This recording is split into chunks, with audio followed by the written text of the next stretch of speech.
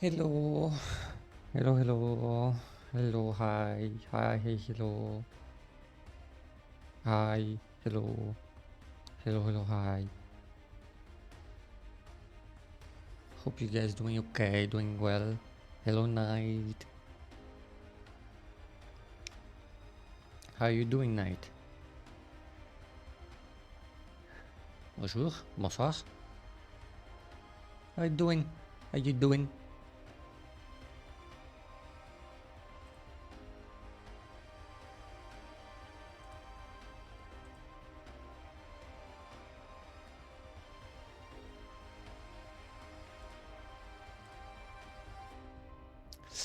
I ate way too much. What did you eat? Did you eat crepe? Did you eat pancake? Maybe you ate ice cream. Who knows?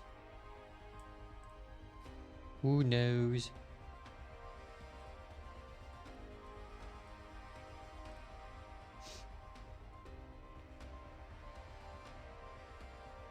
I would be surprised if you ate way too much ice cream, you know, so much that you can't eat anymore. I would be surprised. I'd be like, bro, how much ice cream did you buy? How much did you buy?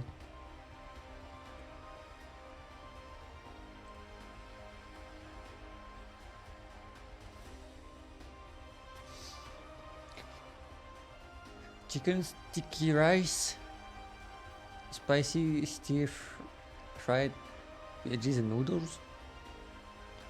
That sounds nice. Did you cook it or did you bought it like already made?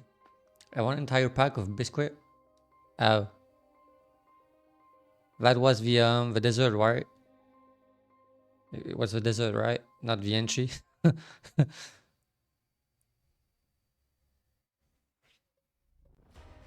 yeah, did you cook the whole thing or maybe? um, well, okay, that says a lot. Yeah, did you cook the chicken sticky rice and the other thing? Oh, okay, I see.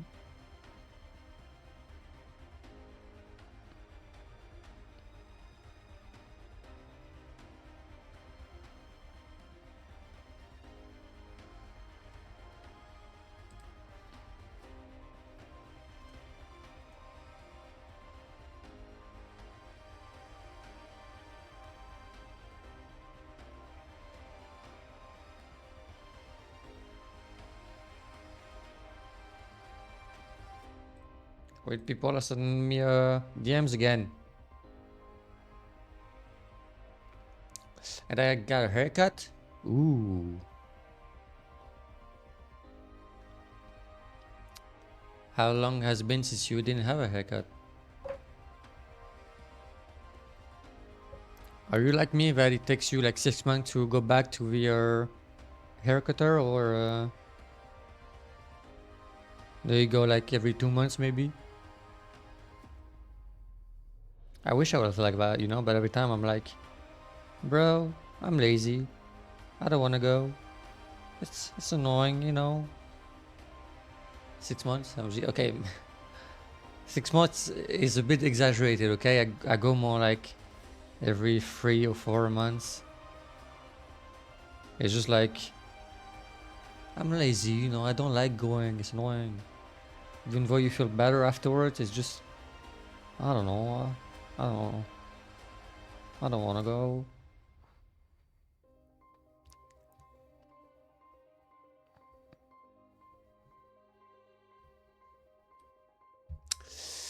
We're going in 6 months? Ah, so you are like me.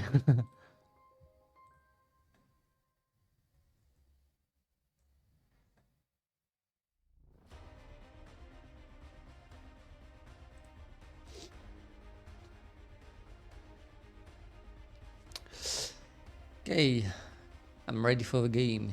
Shall we switch? You know, my hair reached my nippy, and now it's shoulder level. Oh, you got long hair. I see. That must change though when you cut that much. That must change.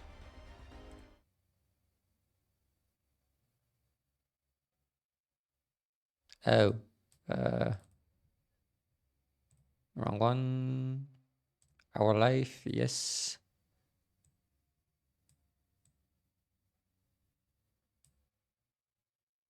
Should I make it smaller actually? Wait.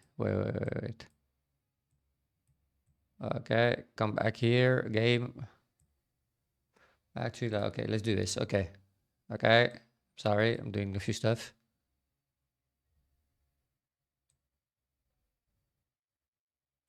Huh? Why you have a small thing under? Why you not this to me? It's fine. It's fine. You have a bit of black under. I can't do anything about it. Hello, Vincent. Hello. Welcome on my stream. Uh, is this shorter? Like it didn't change that much? Have you seen Mulan? I've seen the cartoon anime for kids, Mulan. I didn't see like any movies or anything.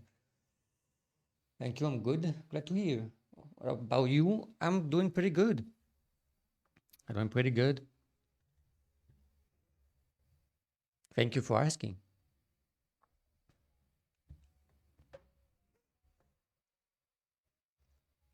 So yeah, Mulan. I haven't seen much. Yes, cartoon one. That's actually my hair before and after. Ah.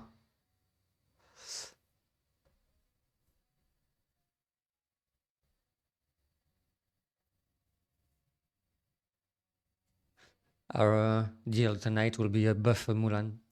There you go. Buff Mulan, let's go. Where are you from? I'm from Europe. I'm not gonna say which country exactly, but I live somewhere in Europe.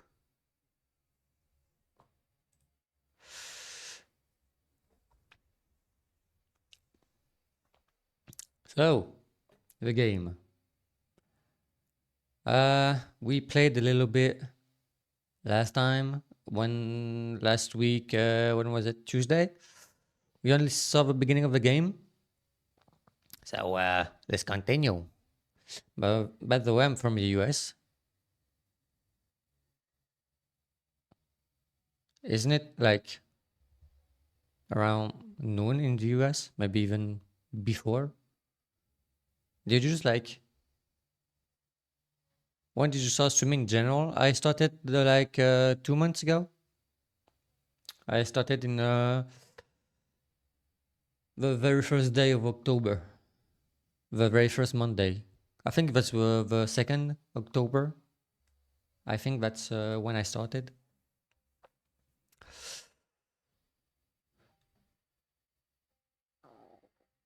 So for us who wanted to want to know the story, we have new neighbors. The game is super loud for me, and you guys can't hear it. So yeah, new neighbors. The kid was gone. You know, he was Dad, I'm going by. And we found him at a cliff behind our house. And we talked with him, and he was kind of sad. And that's pretty much where we are. Which game do you stream most? Scarlet Nexus, Tomb Raider, Tales of, Solstice. What else did I do? Doki Doki Literature Club. This game here. That's the kind of game I do. Basically. Fortnite.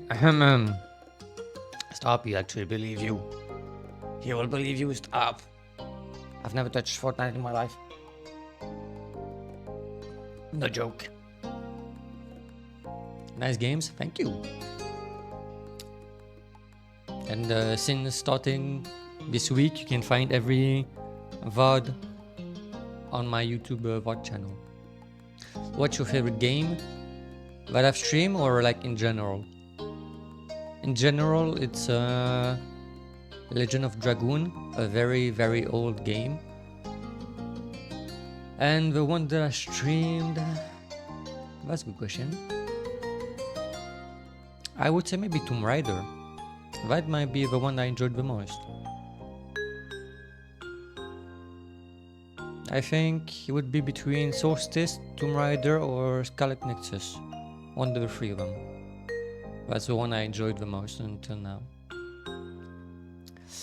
At the breakfast table the next morning, you finish your food faster than usual. Yay. Cool, nice, yay.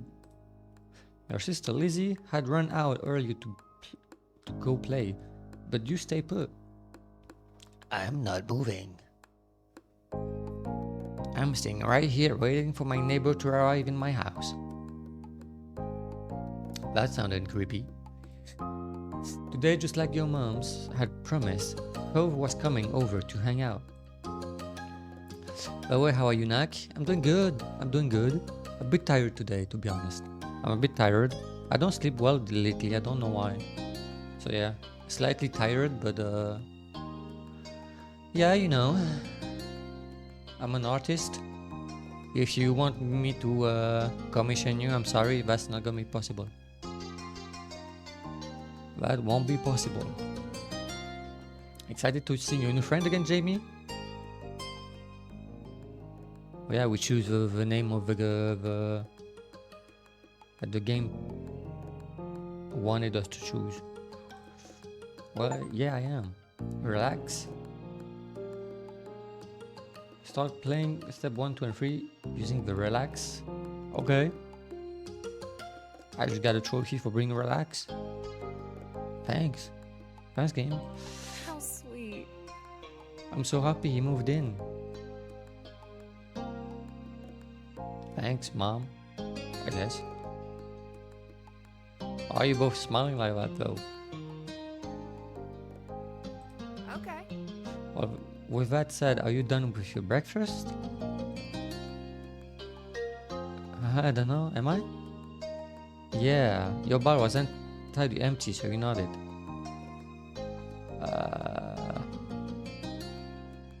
This sounds so weird. I don't know, am I? Do you think I am done with my breakfast? You decide. Do you think I'm done? Like, who would say that? No problem, thank you. I'm sorry. Thank you for understanding, though. Would anyone answer this? I don't know. Am I? I don't know. I'm lost in life. I don't know. Am I done eating? Should I just get up now? Get in my bedroom, Mom? Mom, what should I do? You tell me. That sounds so weird. I'm just gonna nod. You know what? I'm just gonna nod. I'm just gonna like, yeah. Good job. He should be here soon. Cleaning up began and then on cue. Cue? There was a knock. It was hesitant, like the person wasn't sure they were in the right place. Still loud though. We need to get the more obvious doorbell. I know. So there's Mom and Mommy. Which one is who? Are you Mom? Are you Mommy? Or the other way around? Are you Mom? Are you Mommy? Who is who? Did you eat, Nak? Did I? Did I eat? I don't know. Did I? Okay, seriously. Let me think. I don't even remember. Did I eat something today? Except all the biscuits I shouldn't probably eat. Oh yeah, I ate a hot dog. I ate hot dogs. That's what I ate today. I was like, I want something fast, easy. Don't want to cook, you know. Do something fast before streaming and I'm good. So yeah, hot dogs. Jimmy, could you get it? That's it? Yeah, pretty much. I'm not like a big eater. I don't eat a lot.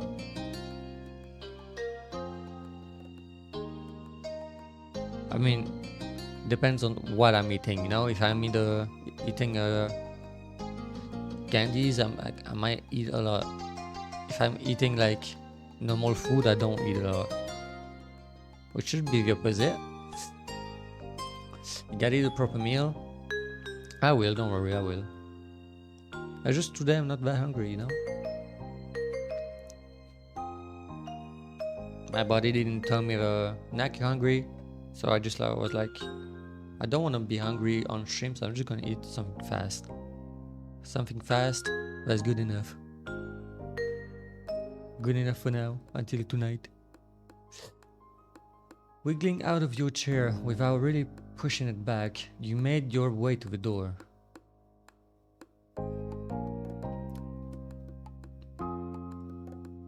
I forgot that name. I forgot. Hey, honey jail family.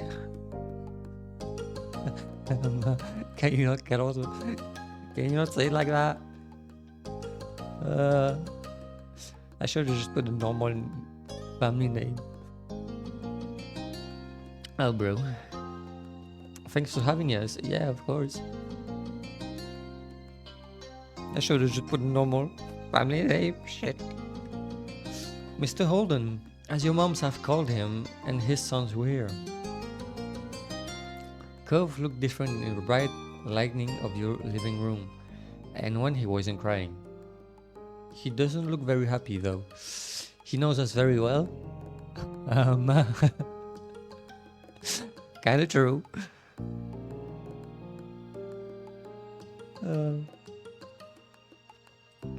With his dad standing in front of him and mom and mommy behind you. Which one is what? It's which? Which one is mom and which one is mommy? The mommy and mom behind you, you and Cove look at each other. Awkward. Pleased to see your new friend again, you smile at Cove. He smiled back with some hesitation. That's cute. Okay, that's cute. Okay. You twisted the threaded bracelet on your wrist. That's like touching my hair if I was a girl. What is this? Sussy hobby neck? Don't know what you mean. I don't know what you mean. I will deny everything.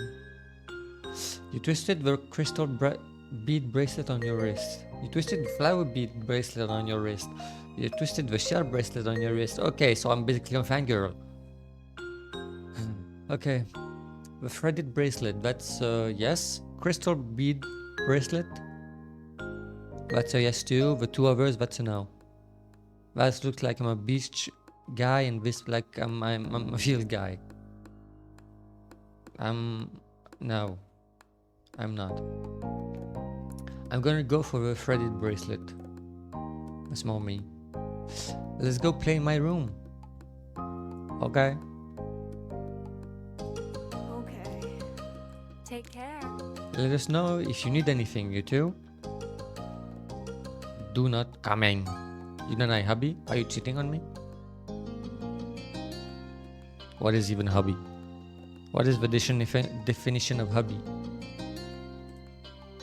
Wait, let me check. Hubby definition, please give me the definition. Definition way of referring to a present husband. Oh, I didn't know. Oh. Cheating on me? Well, technically, this is you growing up, I guess. Then you know. Wait, here. You couldn't see my mouse. Wait, shit. You still can't see my mouse. Well, the guy with the green hair. That's you now. Okay, that's a new you. I like. Your soul died. What do you mean, hubby? What do you mean? You're my little soldier. Let us know if you need anything, you do. Nothing, just don't interrupt us. Have fun, kids. Oh, you can see my mouse. There you go. I just needed to click on the game. There, he's okay. How do you think he broke his arm, though? Or his wrist, or whatever he did? Give me theories.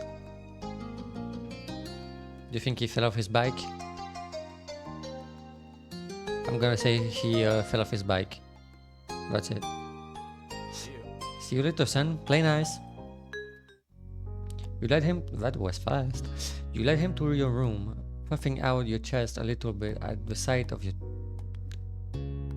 treasures. My treasures? That's a nice bedroom though. Wait, can I is there a way to... Nope, that is not it. Nope. I don't think I can just look at the background, but that's okay. So, little creepy penguin clown. It's a bit weird and creepy, but okay. Little sheep. I guess I'm a confident from Digisanji, you know. I guess I am. What is this? What is that? Is that a beach? With what? Let's say the Eiffel Tower, or a hotel version of the Eiffel Tower. This is a drawing I made when I was 4 years old. This is a cornfield because apparently I need one. What is that? This is a flower which I put in a white thing on my wall because I'm a bit weird like that. Gift from my non-existent two daddies. Calendar with nothing on it. My jewelry that I don't have yet because I'm a kid. Books, that's nice. Finally, one thing that I like here, with the color of the walls. I like the color. The color is pretty, very pretty. I like the window too, like here with the little bench here. That's the kind of aesthetic I like, to be honest. Even here, the little like office with the shelves. That's cute, that's nice. I want that bedroom. I'll just take the things off the wall. And that weird penguin, he's going away. He is going away. That can grow up. That can stay if he grows up. If he grows up a lot, even like 20 years more, he can stay if he gets 20 years older. Anyway, what do you think is in that box?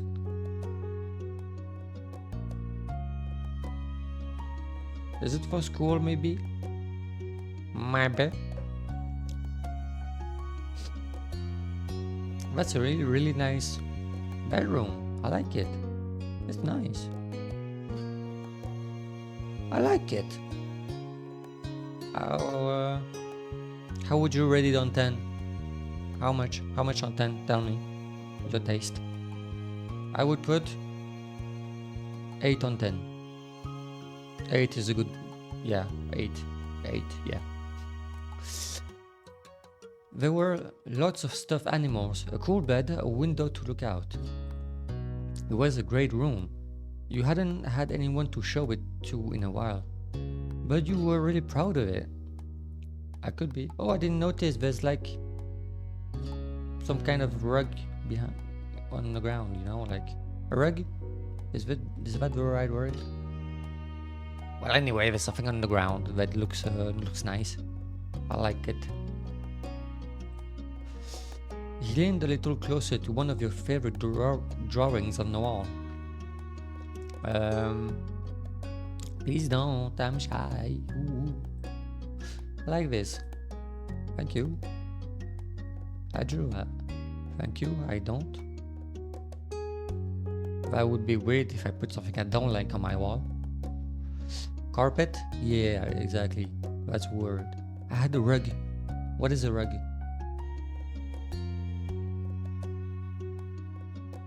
Isn't it something similar, a rug? Maybe it's not, maybe I'm just imagining even words. Me too, that feels a little bit distant, you know, like I'm not making the conversation easy, you know? But that's me, though. Shoot. I drew that. I want to impress him. Yes, similar. Isn't a rug like attached to the floor? And maybe a carpet is like just this, just put on the floor, not attached to it, not like stuck, you know? Maybe, I don't know. Anyway, I drew that. cool. You smiled at him. You were proud of that particular piece of art, and you were glad he noticed it. He turned to look around the room a little more, studying the books on your desk and the pictures on the walls. Carpet is a touch one. Oh. Oh. I see.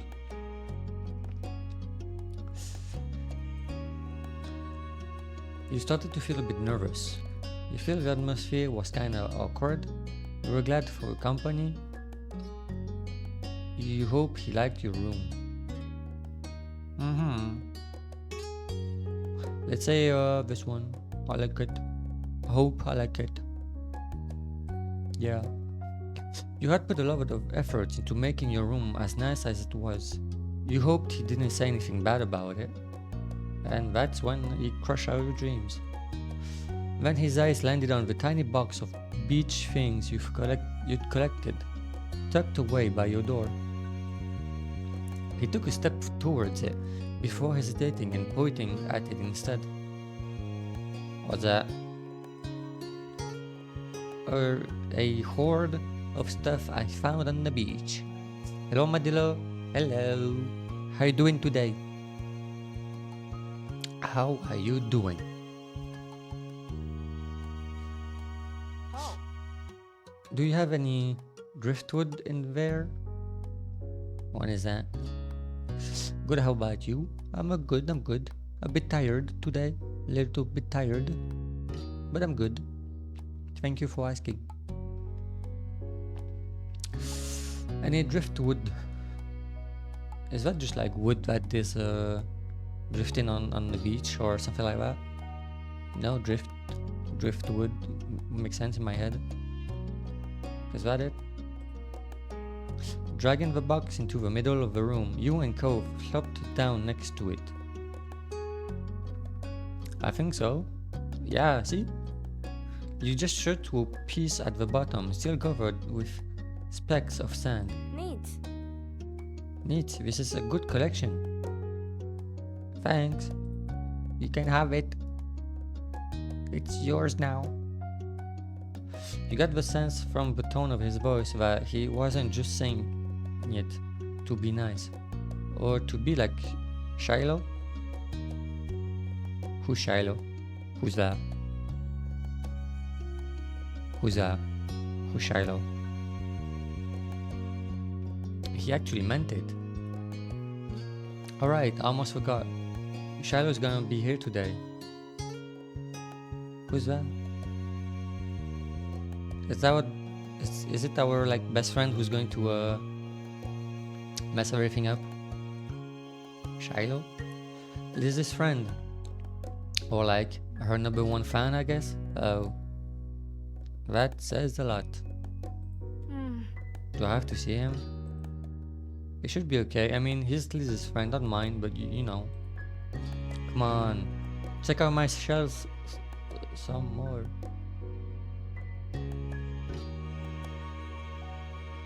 Okay. I found this one under a big piece of seaweed that had washed ashore, and you pulled out seashell after seashell, explaining why you've gotten each one and holding them against the light. There were big ones, small ones, pink, purple, orange. Most of them you washed off in the bathroom sink when you brought them home, cleaning off the sand.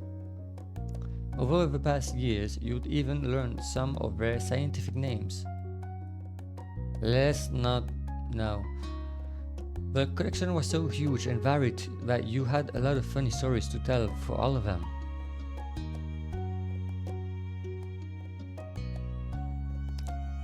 Okay, I guess this one isn't that bad. Your voice faltered a little bit, but you kept going as best as you could. So basically this is this is actually. So I'm just picking another normal one. I'm just gonna pick the normal one. Apparently fascinated, either by the stories or by the shells themselves, Cobb listened with what looked like the full force of his attention. Full force? Is that a bad thing or a good thing? Like, does that mean he's interested, or does that mean he's forcing himself to be interested. Which one is it?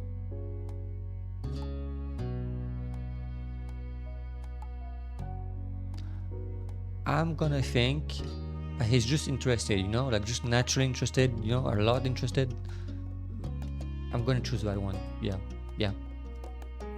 Like when you almost got pinched by a hermit crab while searching for shells, and after watching him scuttle back into the ocean, you found another empty shell that was almost a twin to his own.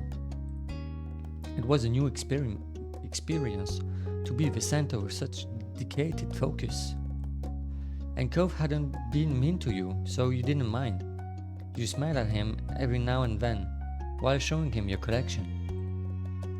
Kids, come down to the living room. I don't wanna. No. You could tell the idea was making him unhappy, but Mommy, which we don't know which mom it is, wasn't giving you much of a chance to hang around. Cove hadn't been like this meeting you. You guess it was because he thinks you found each other by accident. Not that a parent made it happen. Well, technically, it's both. I mean, his dad did ask us to be his friend, but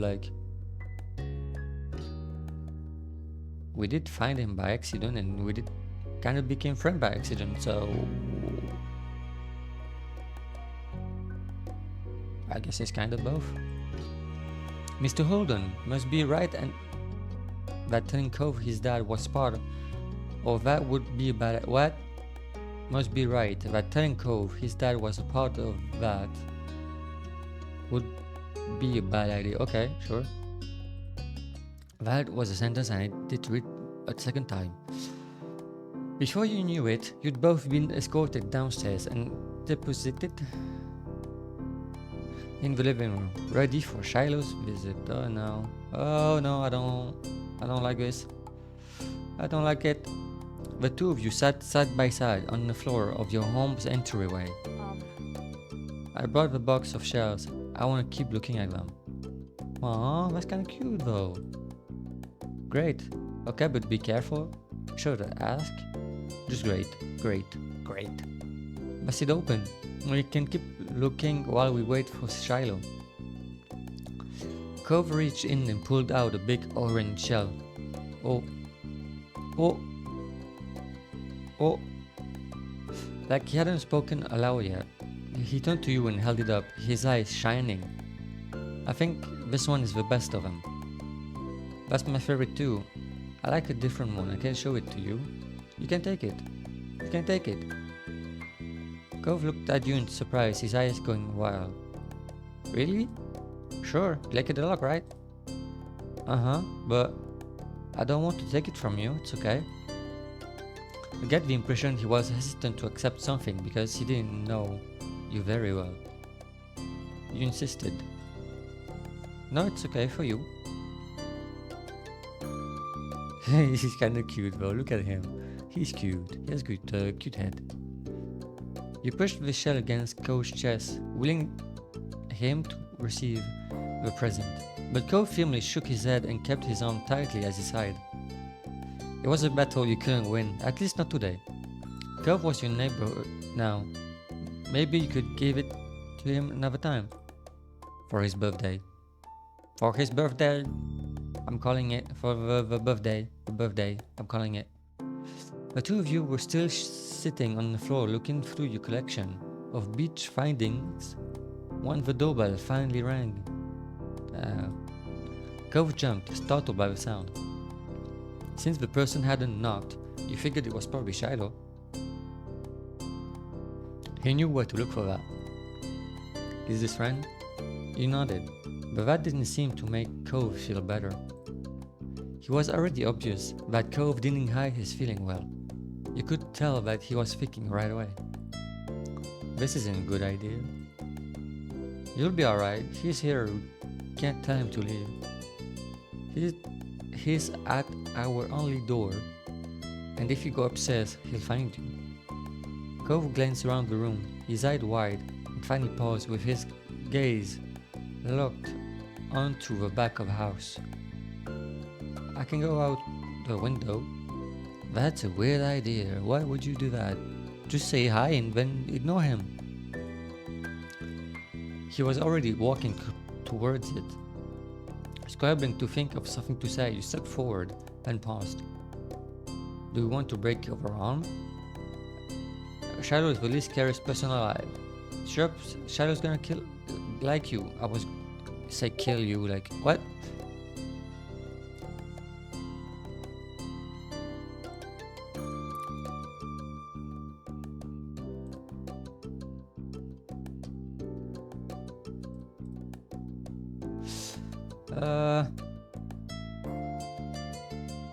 You could have asked on the chat night. Could have said that on the chat. I don't mind saying it. My birthday is the 6th of August. No, yes, the 6th of August. For a second there, I hesitated about my own birthday.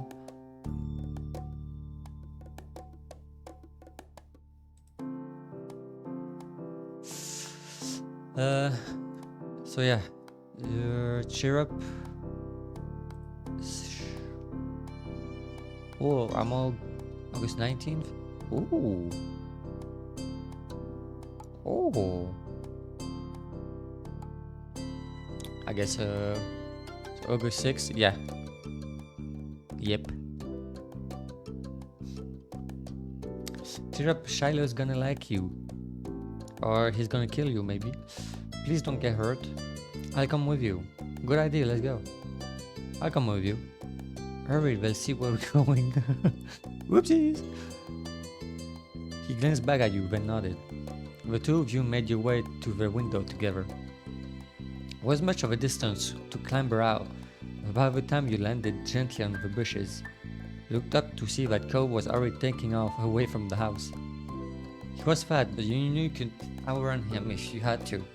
He was not that fast. You knew you could outrun him if you had to, okay?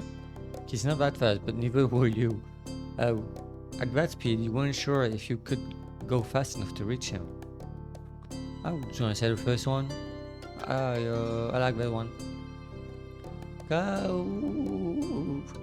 You went as fast as your leg would take you, grass whipping around your ankles as you did so. Cautiously, Cove slowed to a halt and looked back at you. Where are you going? I don't know, somewhere else. I just don't want to see Jamie. You looked back and saw Shiloh huffing down the hill after you. The backpack he clutched, bouncing all around along the way. What are you doing? Can I come? Who are you again? The worst. Who are you again? He must have seen you leaving out the window and followed behind. Hi. Oh hi, are you Cove? Oh boy. Yeah. I'm Shiloh. Okay. Yep. Are we going back? Or are we gonna play outside? Go play with my sister, leave me alone. Who are you? What do you want from me? Shiloh's eyes moved between you and Cove. The smile remained strong on his face. Are you a psychopath? You get a tiny frown from Cove in response. You were just grateful he hadn't asked why you had been running away. Inside, we left the box on the floor. Right, my shells and stuff. You have to make sure they're okay. Okay.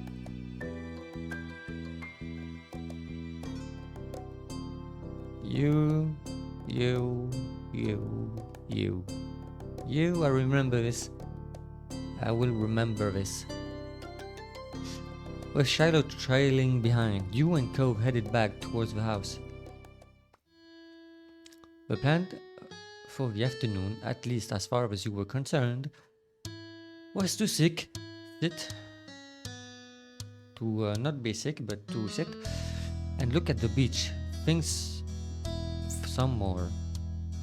You weren't really in the mood to do much of anything else, especially if Coase was having fun. Hey, check out this scallop shell I found. Cool, right? It's a pretty color, kinda like my cast. So he likes pink, I guess, and orange. I remember. The beautiful glittering pink did look a little bit like the wrap around his arm. Pink is a nice color. Okay. How to tell someone that you don't like their presents? Is it your favorite? Not really. What is? Maybe green or blue. Might be yellow. I love him. Oh, those are cool. I guess. I guess. I like those colors too. They are better colors. Not sure how to deal with the suddenly more awkward silence. You look back at your shells. I like those colors too. I don't know, let's go with them. Awesome. Both of them smiled. Yeah. Yeah. Like usual, it didn't take long before Shylock to get fidgety. Lizzie was his favorite. Without her around, Shiloh didn't seem to know what to do with himself. And Cove wasn't like your sister. He wasn't too much like you either. Is Lizzie coming back? Don't know. Aww. Where'd she go? I think she's at the beach. Probably. So, if you want to get lost and go there and actually get lost, like maybe you get kidnapped or something, feel free to. Is she playing at her park? Est-ce que ta couleur préférée est le bleu? Yeah. My favorite color is blue. Yes. More like turquoise. Turquoise. I think that's how you pronounce that color. Turquoise. That's my favorite color. That's why actually my clothes on me on the screen. Yeah, hi, me. That's why it's that color. It's basically based after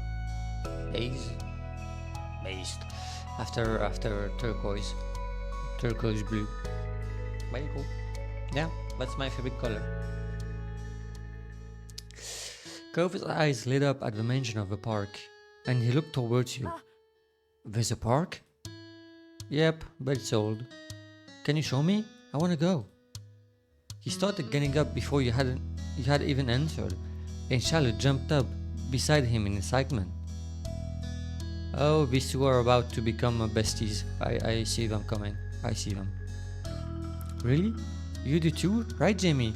The park is fun. I love it. The park is pretty great. No. Just no. Do you like the park? No. Do you have fun at the park? No. Do you like me? No. Do you want to be here? No.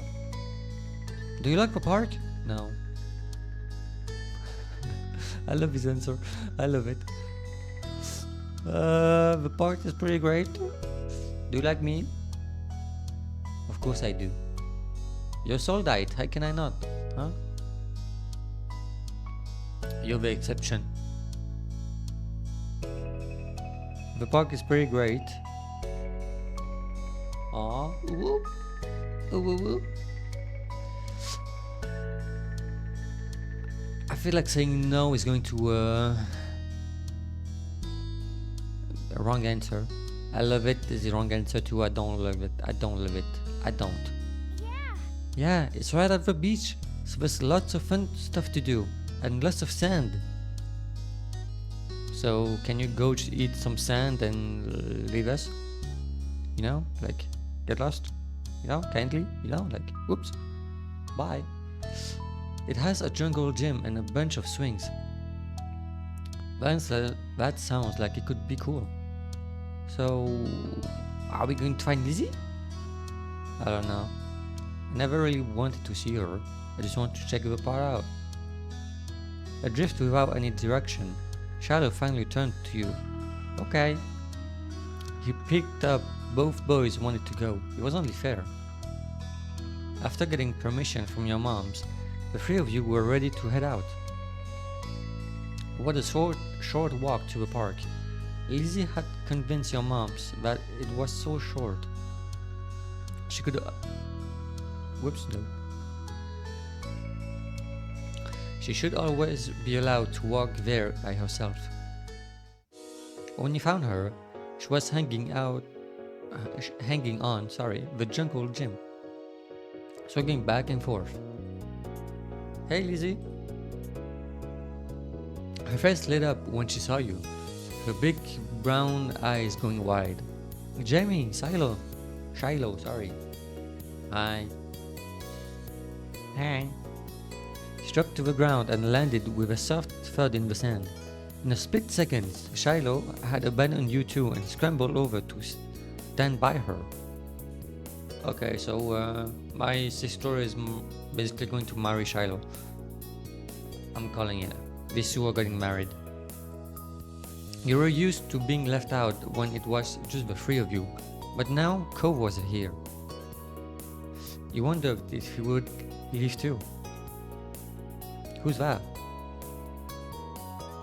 It's Cove, he's new. Hi. I remember. Hi, Cove. Welcome to my park. Your park, what the hell? Girl, I'll make you eat some sand. It's my park. It's mine now. I'm taking over this park, it's mine. Nobody ever comes to play here, so this is where we get together. She gestured widely with her arms as if to present the area to the newcomer. I need to drink something. And it's only been 50 minutes. Welcome to my stream. This is me when I play this type of game. After half an hour, I need to drink something. While Lizzie continued talking, you took the chance to kick off your shoes and wriggle your toes through the warm sand. Nice, huh? In this neighborhood, I'm the one who comes up with the ideas.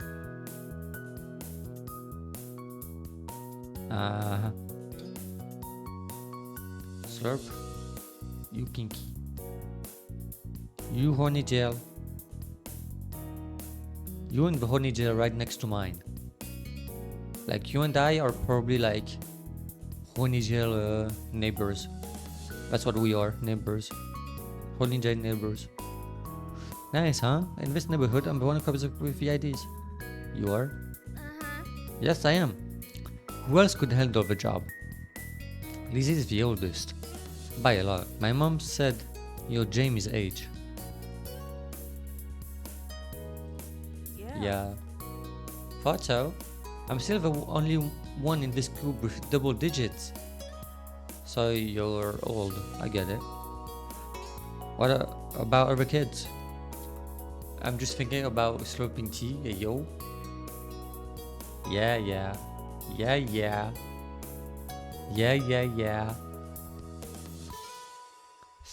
No, to be honest, me too.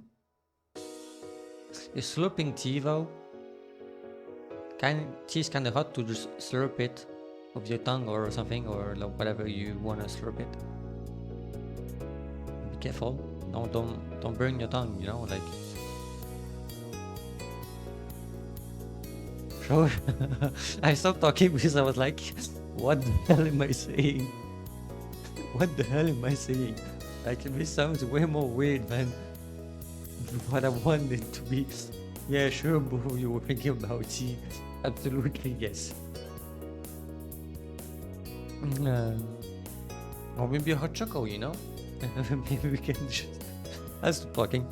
What about our kids? Our kids? There aren't any. We're the only kids here, and Shiloh is just visiting from another place. Not even tourists really brings their kids here. This is the land of the ancients. Be careful that the oldies don't try to steal your youth. Oh. For a second it looked like Mike Reagan, but something in his eye shifted and he looked back at Lizzie. What kind of old people? Like moms and dads or grandparents? Grandparents who don't have kids, they hate kids. Oh. Why? We haven't done anything. Only some of them don't like kids.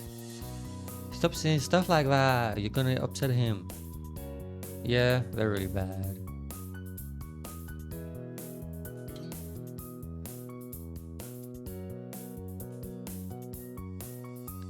Now, yes, you interjected quickly, hoping Lizzie wouldn't take things too far.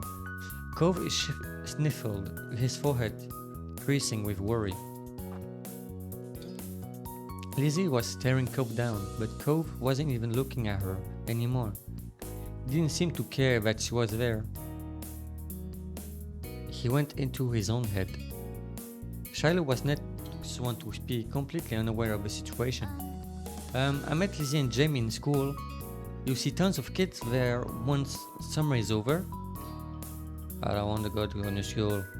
I don't want summer to end. Life is shit. Shiloh looked down to the dirt. He hasn't had much luck striking up conversation with Cove. I like summer vacation a lot too. All the building tension in the air suddenly vanished when Lizzie laughed. I Shiloh's discomfort at how weird she thought Cove was, at something else entirely. You didn't really know, but she laughed, face crunching up. Okay. Welcome to Sunset Bird, Cove. Take a seat, put your feet up, and get used to it. Oh. I didn't expect the end of that sentence, okay? Well, yay, yippee. I'm so glad to be here, yeah. Let's go. That's my imitation of him, like, can you tell? You offered him a small smile at that, and at least looked to reassure him some. Okay. For the rest of the summer, Cove was always there. You saw him more often than Shiloh, and on some days, when she was in a bad mood or busy, you even saw him more than Lizzie. He became a staple of your everyday life, the way sun and lunch and the beach were. During your first summer together, you really liked Cove. He was a fun person to play with, and he seemed to like playing with you too. Of course, that was only the start of things. Ooh, I see. Shopping, grow up, long day. Sandcastle, fireflies. Oh, oh, oh. I like this. This one I like. This one I like. I like a lot. Yes, yes, yes. But, and the summer ended? Oh boy. Okay. Let's save here. Okay. You guys think about which one you want. I recommend the Fireflies, even I have no idea what it is about. But you guys think about what we're going to do, and I'm going to make myself a cup of tea because I am in need of slurping some tea. Oh boy, what am I saying?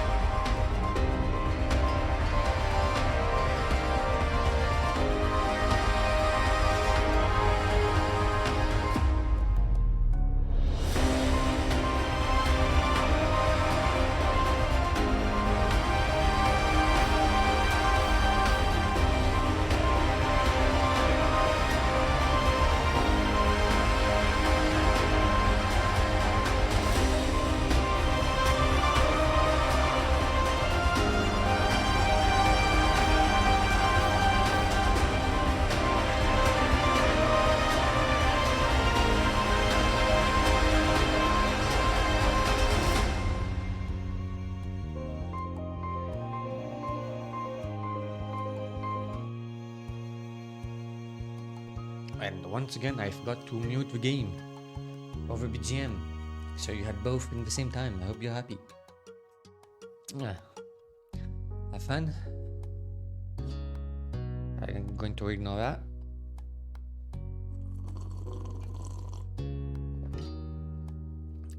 Welcome back. Thank you. So, do you guys have any preference? Anything?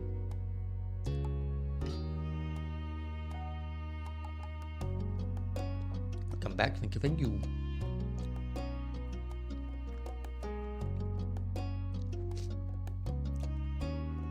I want to do fireflies.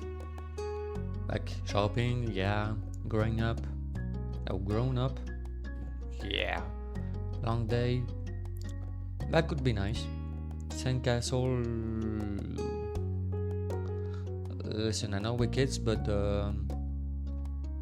you know, growing up could be interesting. I feel like because of the reaction COVID just had. You know, I think like that could be interesting. Sandcastle might actually be interesting if we see any like shells that Cove likes. You know, that could be nice. But listen, fireflies is fireflies. Fireflies is fireflies, you know, like we have to. Alright, tonight we're going to catch fireflies. No, I just want to see them, not catch them. Leave them alone. I'm going to box your head. Bury your head in the ground. What do you think you're doing? As this blunt declaration from your sister? You looked up from your macaroni and cheese dinner? That's a nice dinner. Fireflies were a familiar sight over summer, coming out on warm nights to dance through the sky.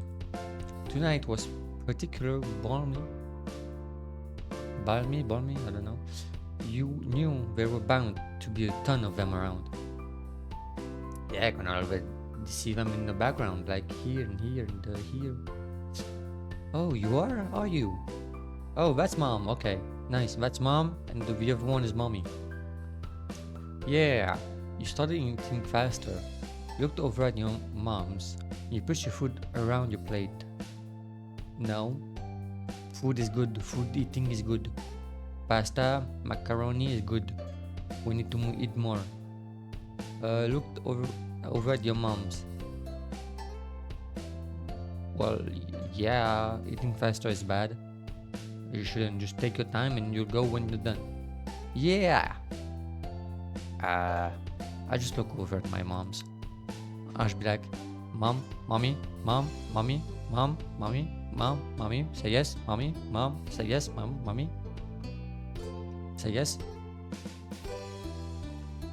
I hadn't answered for sure yet, but if that's what Lizzie said you'd do, that's probably what you end up doing. Oh. What is she, princess?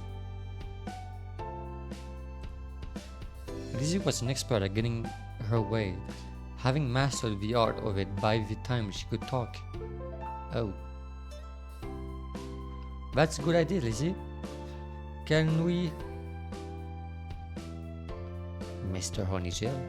Mrs. Honeygel? Mr. Honeygel? That is Mr., right? I'm not wrong, right? Or is it Mrs.? I don't know. Anyway, can we? Shiloh tapped his fork against the table excitedly, his face lighting up as he looked at Lizzie. It was unusual for Shiloh to still be here.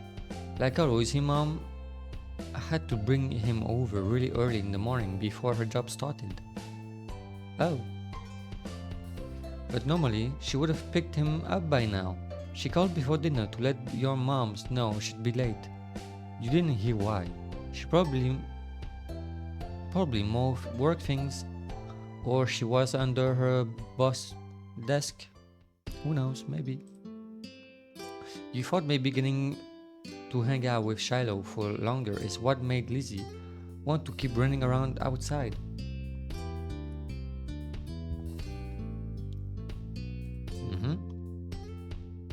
Staying at home and watching TV was never an option for her with guests over.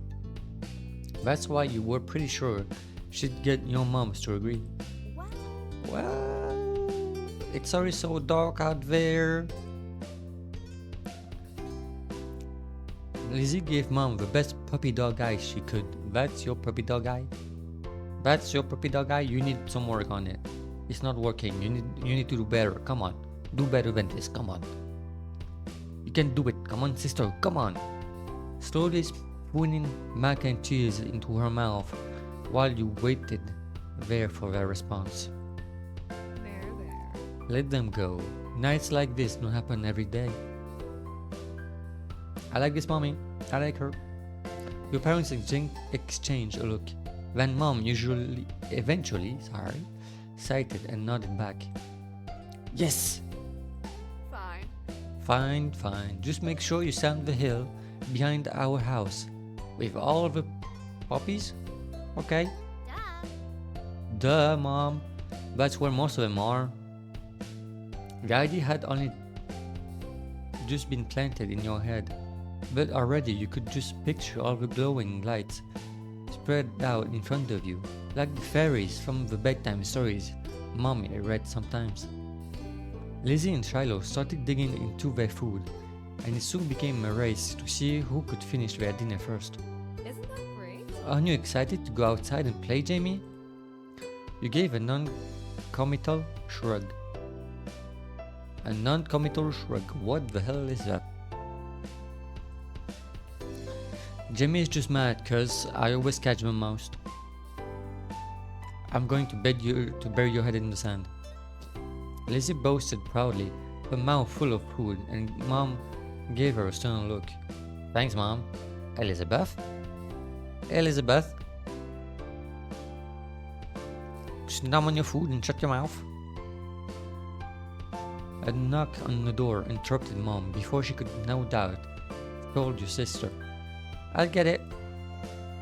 Your big sister jumped out of her seat and ran over to the door, pulling it open, without even looking out the window to see who it was.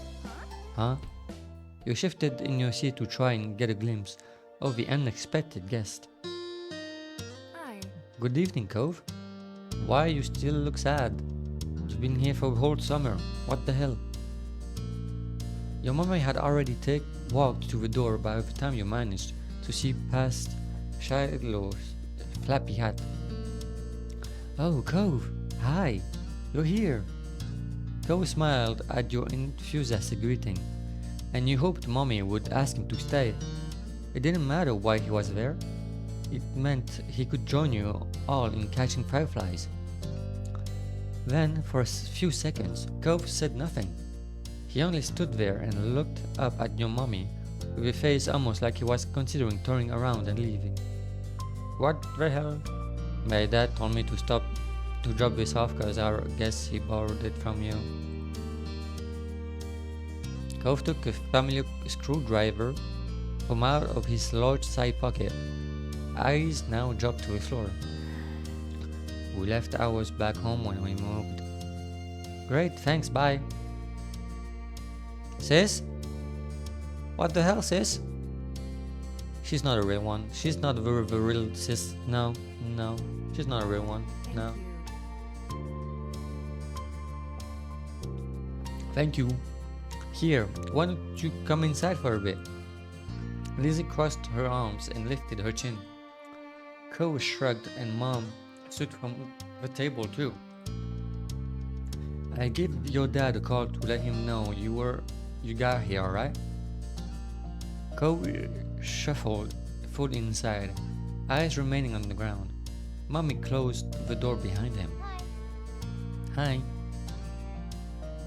Hi. Hi. Hi. Hi. Shiloh gave Cove a friendly smile while waving by holding up his hand and opening and closing his fingers? What the hell is this?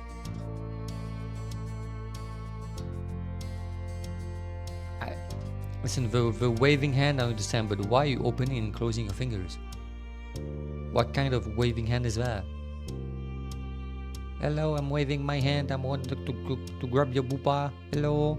Is this kind of a greetings? What is that? Cove nodded in response.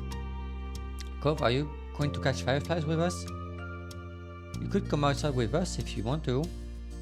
Uwu, please come. Uwu. You weren't sure what to say now. Are you going to catch fireflies with us? Well, you know, the best way to invite us. Invite him with us. What? You could see Lizzie eyeing you for mentioning the excursion to an outsider. But she'd get over it. You hoped Cove would say yes. That way you wouldn't be the odd one out with Lizzie and Shiloh anymore. Yeah. I can do that. I've never caught one before. It's too bad he didn't have a chance before now. The fireflies weren't out when he first moved in, but there must not have been any where he used to live. Sorry, with long sentences I have a bit of trouble reading them and understanding what I'm reading, you know. Sometimes I need to read a bit slower. We can't go until after dinner.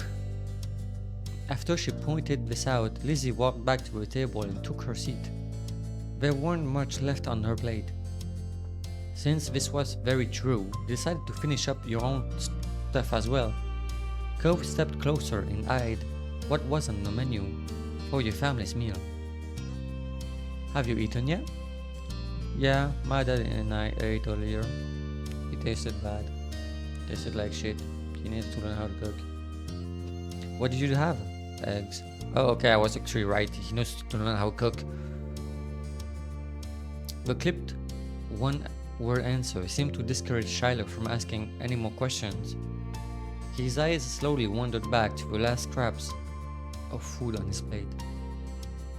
Her phone call with Cove's dad must have ended because your mom came back into the room. Okay. Cove, your dad said you could stay for a little while if you'd like, but he's going to come and get you before it gets too much later. Too much later? Sure. Fun. Oh, fun. This will be so nice. As you polished off the meal, you hoped it would be too. The three of you all finished eating shortly after, and Lizzie led the way outside. Remember, don't stray too far. Yeah. It's fine, Mom. Shiloh trailed so closely after Lizzie, he was nearly stepping on her heels.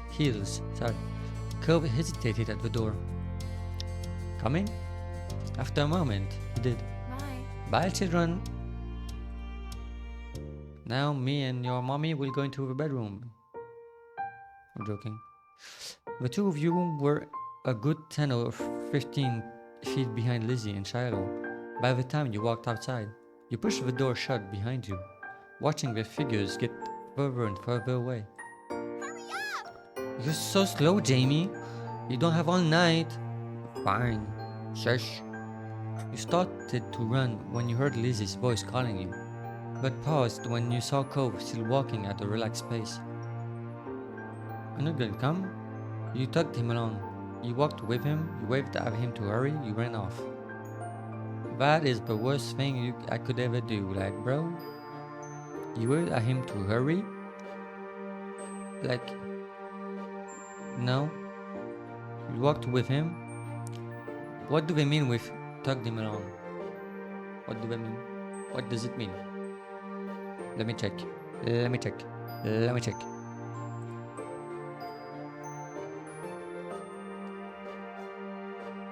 Let me check. Tugged. Pull something hard or suddenly. Absolutely not. Absolutely not. I'm not gonna come. That's I don't know. Actually, that's a good one. It feels like it might open him to talk about whatever he would like to talk. But if it's nothing to talk about, it's just weird then. You walked with him. What? That would be actually something I would do, you know, just the secret little attention, you know? Like, you know what? No, I'm not running. I'm staying with my friend. That's it. He wanna walk, I'm walking. That's kind of cutely attentionate, you know? Like, without actually showing anything or like saying anything. That's I don't know. I like it. I like it. You fell behind, sitting up next to him and matching his stride. He noticed right away. It's okay. You can go ahead if you want. You smile and shake your head. I don't. After a short while, the two of you reach the hill behind the house. The fireflies were out in full force, floating on the breeze, their gentle glow winking in and out and creating an almost magical effect. Lizzie had already climbed to the top. Shiloh was spinning in circles, somewhere around the middle, like an idiot. Ah. Shiloh took a moment to come over and welcome the both of you to the hill. Hey, it's really great out, huh? See how many there are? Yeah. A firefly danced through the air, landing on Cove's sea green head. Shiloh couldn't help but giggle. You and Shiloh can't help but giggle. You quietly looked on. You shooed the bug away. Wait, let me read what happened again. Danced through the air, landing on Cove's green head. Uh.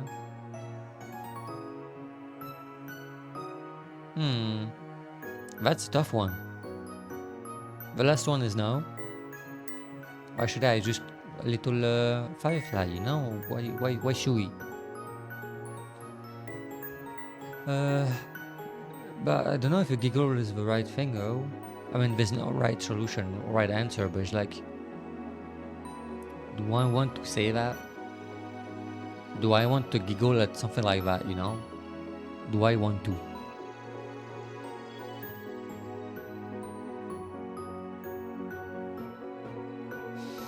You know what? I giggle. I will giggle. Covering your mouth with your hand, the sound escaped you, and Cove looked at you in confusion. What? You gestured to his head, and he reached up, making the firefly dart away. Cove jumped, then followed after the glow. Oh, Oh, look, Lizzie has one. That's amazing. Shiloh ran to the highest point of the hill, making sure not to lose his hat or backpack along the way. You hummed as the group divided and conquered, shifting your gaze to the dozens of other fireflies sailing around. The game was on. You had a bandage on your thumb, and you tried to be cautious of that. You had a bandage on your palm and tried to be cautious of that. You had two bandages on your head and tried to be cautious of that. What the hell? What did I do? You were good at not getting cuts or scratches, so you weren't too afraid about that.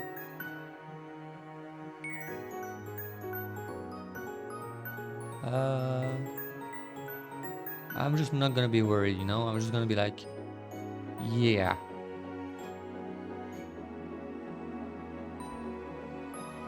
Spotting one close by, you approached it with assassin-like stealth. Jimmy, maybe you should, like, you know, step back and not be a psychopath. Maybe just a theory, you know? Don't be a psychopath. Crouching down to make yourself seem like less of a threat. Slowly dragging on one foot in front of the other, you crept up towards it, arms outstretched.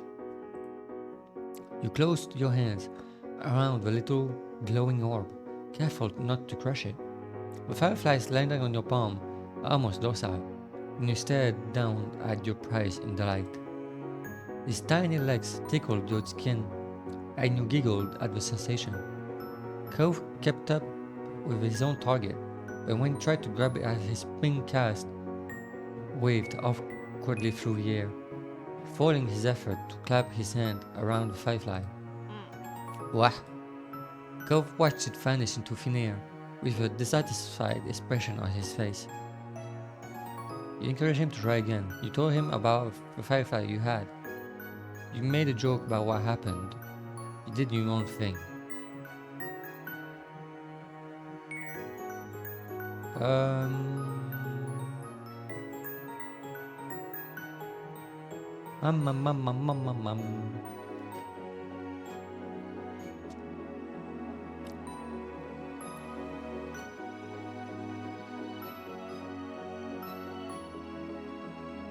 Encourage him to try again, or tell him that I have one. I'm just can tell him about the one I have. Hey, so wanna see the one I got? Cove gave one more look in the direction of his lost prize before coming closer and peering at the insect, still crawling across your palm. You held out your hand and he leaned towards, eyes widening a tad behind his glasses. Cove remained hypnotized by the little bug as he inched his hand closer to yours. Ultimately, he settled his finger lightly over the top of the two you were holding open. It tingled. It stayed very still. Or you pulled your hand back. I'm staying still. I am not moving. The last thing you wanted was to accidentally scare the shiny treasure off. Ooh. The firefly, noticing the new connection, crawled up onto Cove's hand. He quietly gasped. It worked. Yeah, you got one. Cove's lips turned into a slow smile, and his eyes shined brighter than the bug. Thanks, Jamie. With a laugh, he gave the palm of your hand a friendly smack, performing an awkward low five. Low five? That's the first one I hear about. It's kinda cute though. It's cute. It's cute. Startled by the extreme movement, the tiny light disappeared before you could even blink. The firefly was gone. Sorry. Oops, sorry. You scolded him, you forgave him, you teared him. That's okay. I couldn't keep it forever. You're right. Right.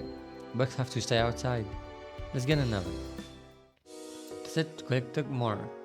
Sit in the ground and watch. Now let's help him. We can work together. His face broke out into a wide grin. We'll get a bunch. With renewed vigor, he ran out into the hill. You're not sure how much time passed while you were in the thick of it. All you could focus on was the adventure at hand. No critter was safe from your grasp. At first, you tried to keep a tally of how many you had caught, but once the number grew higher than 10, you had no more fingers left to count with. So you just start over. What do you mean? You were having the time of your life, racing up and down the hill with the crash of the ocean, and the sound of everyone's laughter, whatever, echoing in the background. Jamie, this way! You followed the sound of Cove's voice to the top of the hill, watching as he stretched his arm in front of him, reaching with his fingers and only narrowing missing his target. Sorry. Cove and you took turns trying to scare fireflies in the direction of the other. You showed him some techniques that you had learned, like how to cup your hand correctly, and he listened attentively before trying for himself. There were a few times when you almost ran into each other, giggling as you dove to the side at the last moment.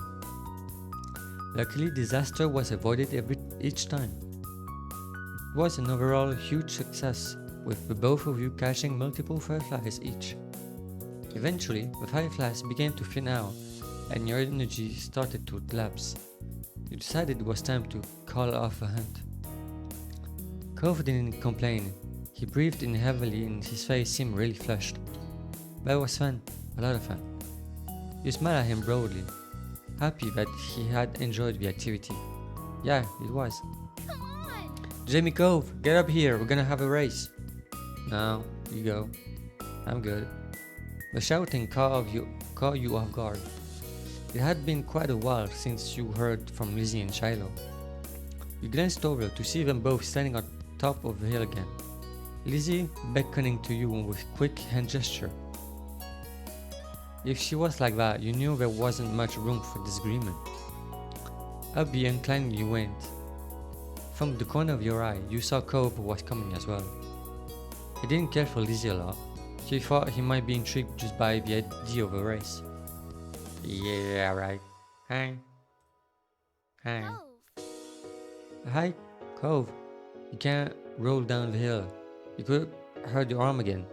You'll be the referee for the rest of us. As Lizzie pointed this out, Cove froze in place. Oh. It was that kind of race. He frowned down at his cast. That was the second time it got in the way tonight. Well, yeah, you watch and see who gets to the bottom first. That's important, got it? I guess. I guess. The cast was sturdy. If he was careful, he could have done it.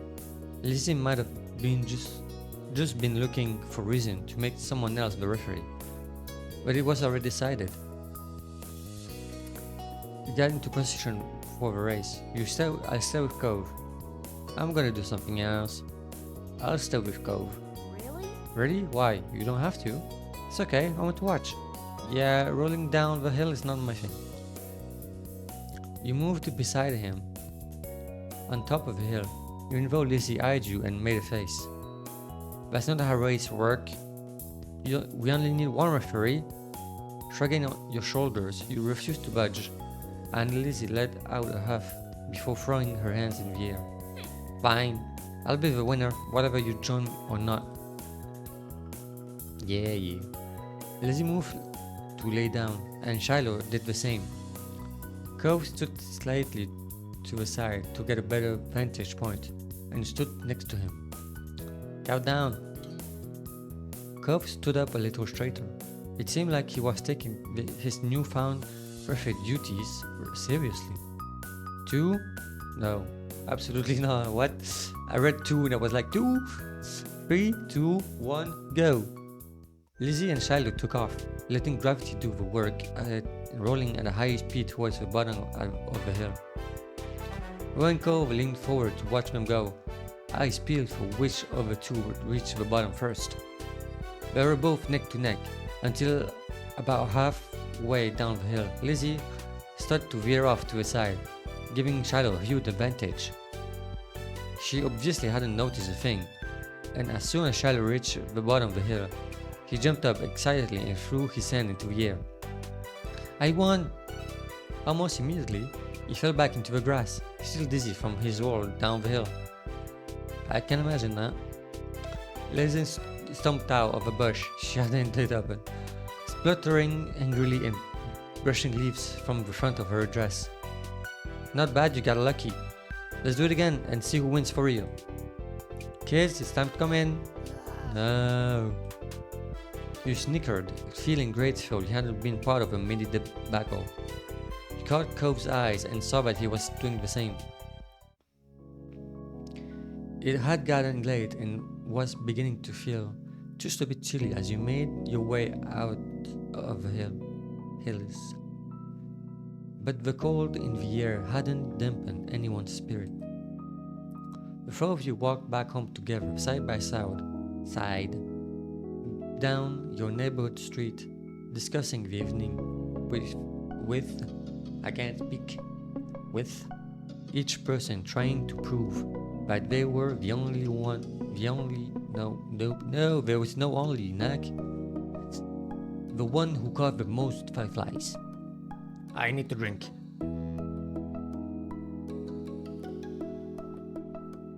Slurp.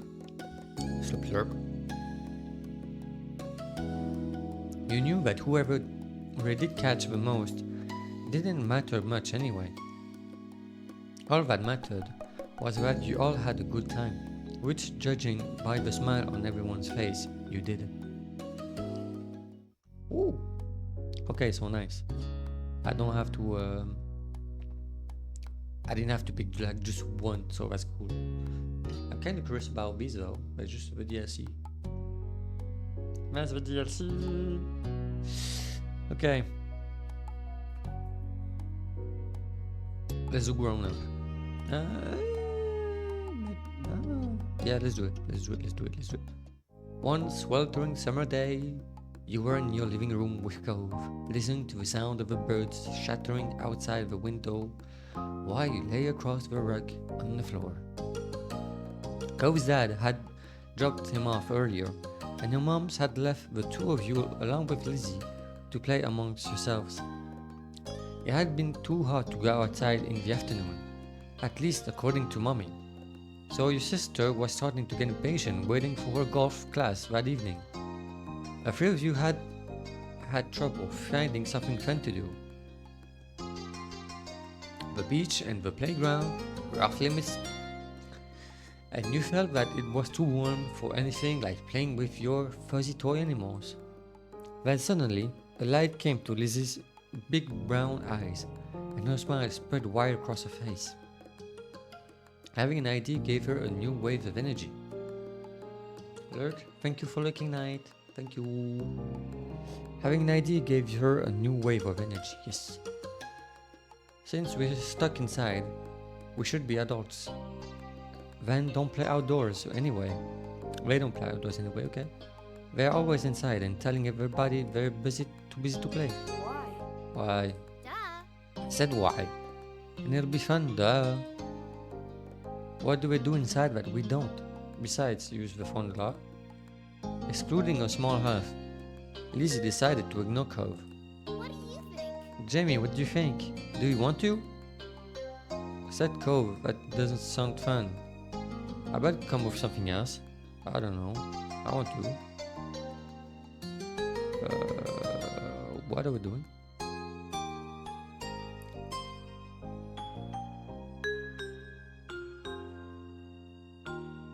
We should be adults.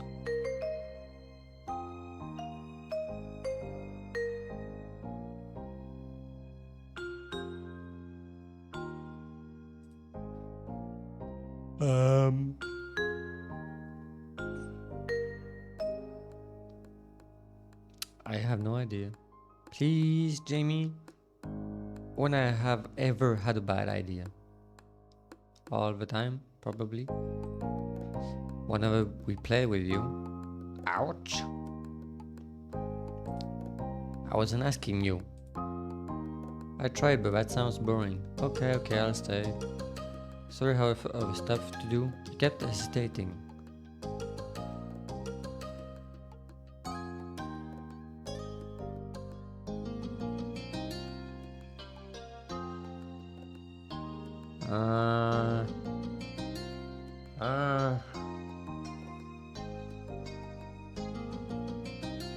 I tried, but that sounds boring.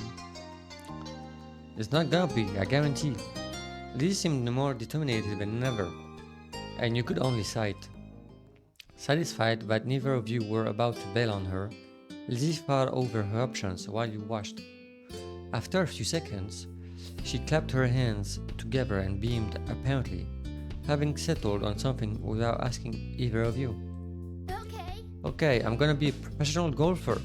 Jimmy, you and Cove can be a beach volleyball player, a gymnast, or a tennis player. Why can't we pick anything we want? Because I have a fun idea, that's why.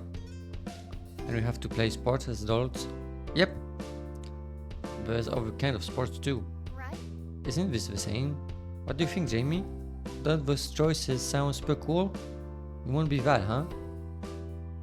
I kinda like those. It really doesn't. Sounds like a blast. Anything else we can be? You nodded, maybe not. Bro, I have no idea. What was it again? Volleyball, gymnast, or tennis? Let me be something else, bro. Lizzie stomped a foot on the ground. Nope, come on, just decide already. Knowing Lizzie wouldn't let this go anytime soon, you sighed. Yep, that's actually what I would do. Cove was not impressed with Lizzie's attitude, though he didn't bother talking more about it for now. He thought over the list of possibilities. Beach volleyball, gymnastic, or tennis. Out of all of them, you'd prefer to play. Gymnastics. Because that hurts the hand and that... I don't know. Just gymnastic. I'm feeling just gymnastic. If you could spend the afternoon doing cartwheels and handstand in the backyard, then you might as well practice them inside.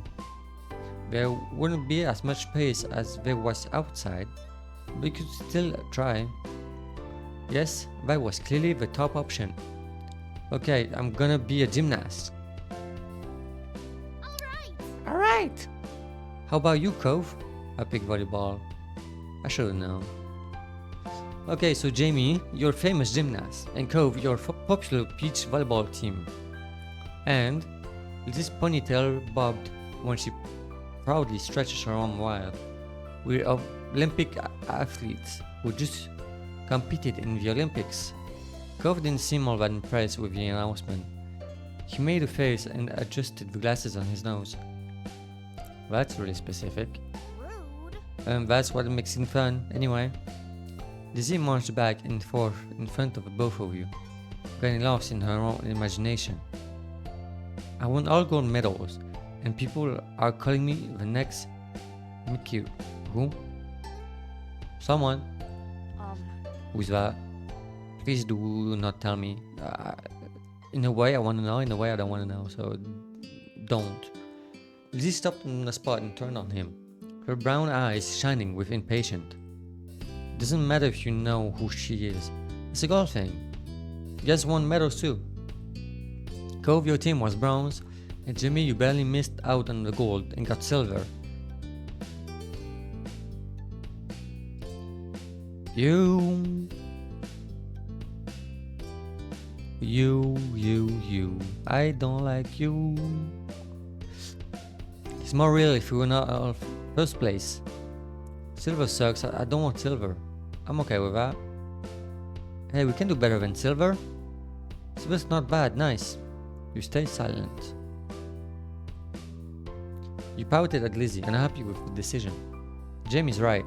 Sorry. Lots of people lose at the Olympics. Them's the break. Them's the breaks? Never heard that before. But you're the one who did, not me. Lizzie looked taken back by Cove's declaration, as though the thought of her losing was completely absurd. No way.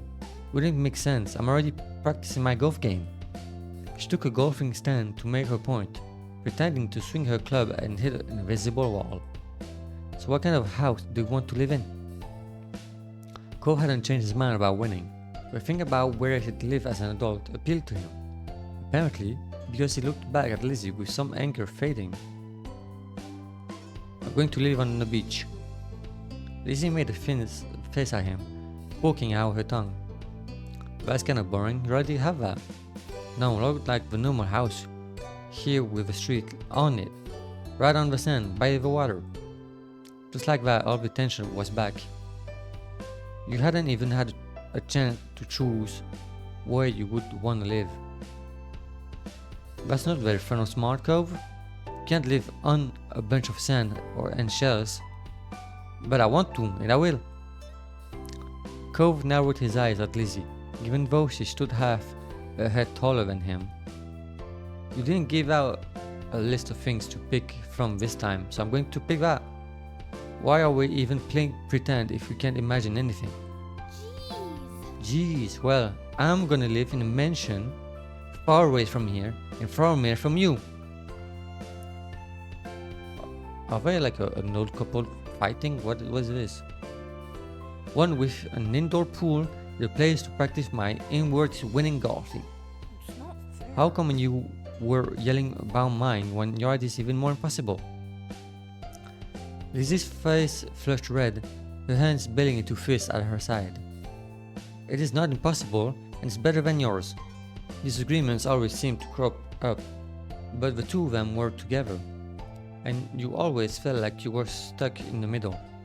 When we came to the topic at hand, this time you thought, you prefer mention. Weekend Beach was cooler. We weren't agree with Lizzie. Cove was right. You were tired of deciding between either of them. Please, yes. You didn't engage with the bickering, and he said, dreamt up on your own dream house. And you were going to share your idea with them either. Weren't, sorry. I'm not gonna tell them. I'm not. You already knew it was a good one. On the moon, please just let me live on the moon. Let me be on my own.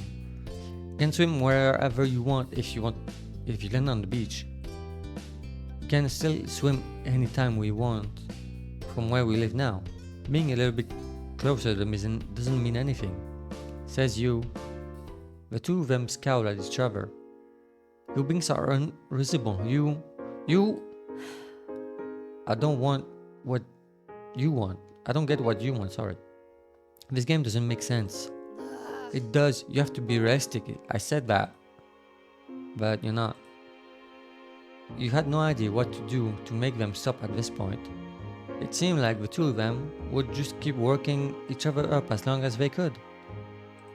Please get me out of here. Nothing you said so far had kept them from being mad. Thankfully, like a greeting card angel, Mom walked into the room. Lizzie rushed to her, hanging onto the hem of her shirt, poking out her tongue at Cove. Lizzie, Jamie, it's time to get ready to go. So you have to leave already, Cove. The mommy said she'll walk you home so you won't be left in the cold. Cove was still glaring at Lizzie, his face flushed red with anger. I can go by myself. But, bye Jimmy. It was still a hard edge to the breached farewell, but you knew it wasn't you he was mad at. Without giving Mom a chance to stop him, Cove stood up and stalked out of the room, shoulders drawn tight. Okay? Worried, Mom turned to look down at you and Lizzie. You two were playing nice with our new friend, weren't you? You told the truth. She deserves it. You were playing pretend and things got intense. We felt like catching dogs. Your sister's jaw dropped, looking betrayed as Mom put both her hands on her hips. Elizabeth? Yeah, take it. Take right in your face. I told you to be kind to him. He's having a hard time right now. And she's not always very nice.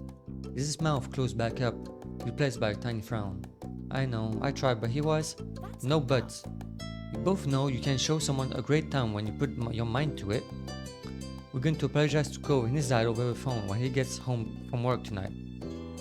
Lizzie hung her head, dragging her foot across the ground in front of her. Okay, Mom. Good girl. What? You got pieces of Lizzie sulking to herself about how it was his fault too, but it was over. Ah, right. We better get the move on. Let's go. Let's go, kids. No, Elani? Why did you leave the car keys? Mama hustled you all out the door, and you noticed during the car ride to golf practice that Lizzie was quieter than usual. Let me drink some tea. Tea! Some tea!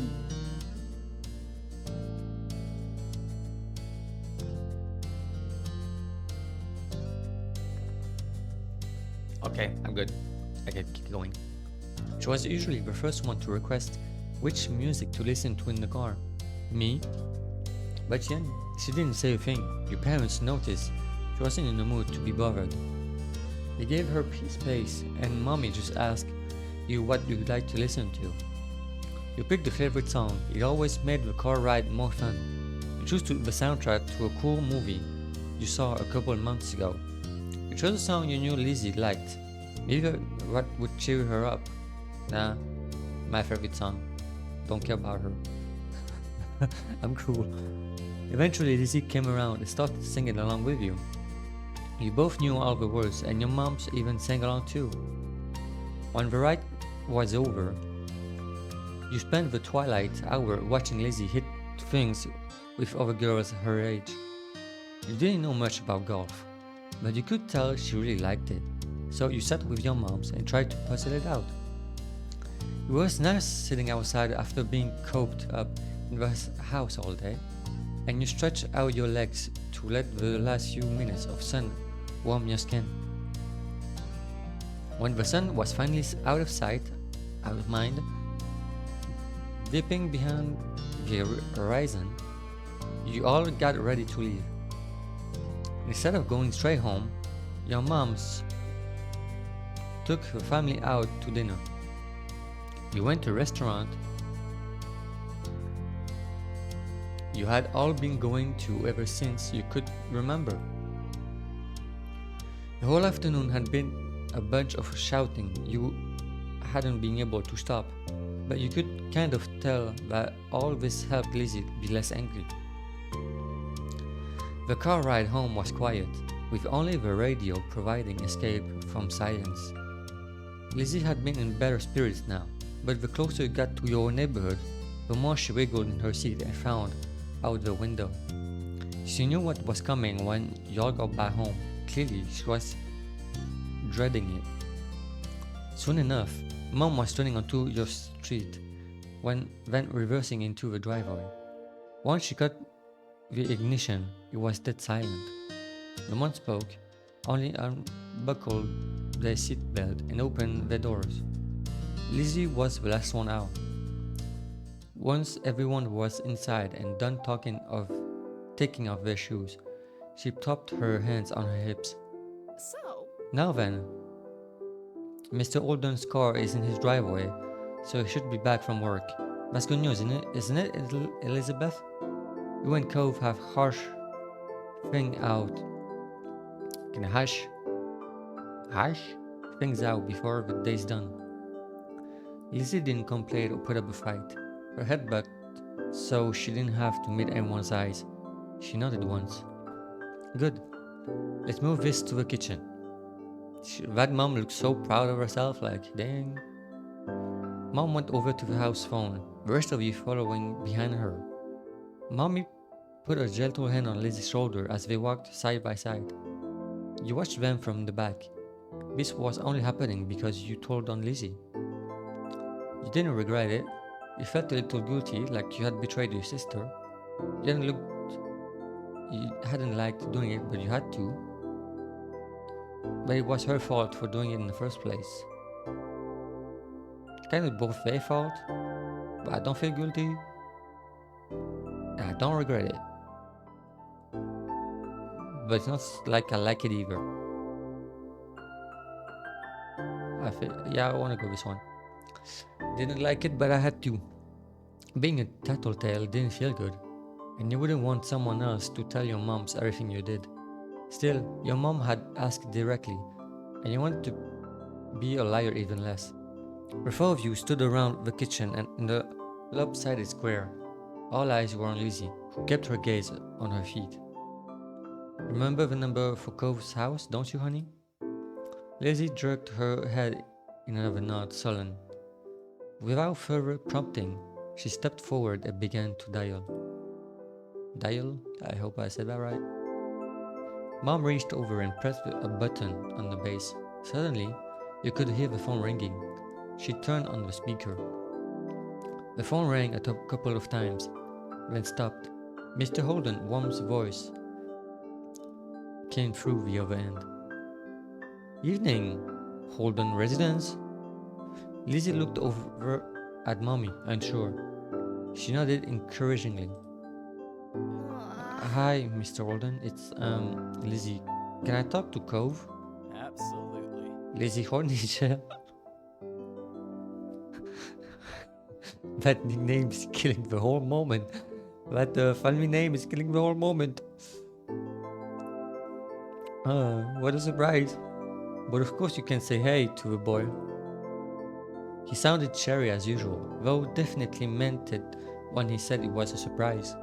You thought hard, and you were sure that your sister had never called Cove's house before. Mom spoke up before Mr. Holden or Lizzie could say anything more. Her arm crossed over her chest. Her lips pursed. Hi, Cliff. Noelani, Jamie and I are here too. Good evening. We're sorry to bother you so late. Say hello to. Hi, Mr. Holden.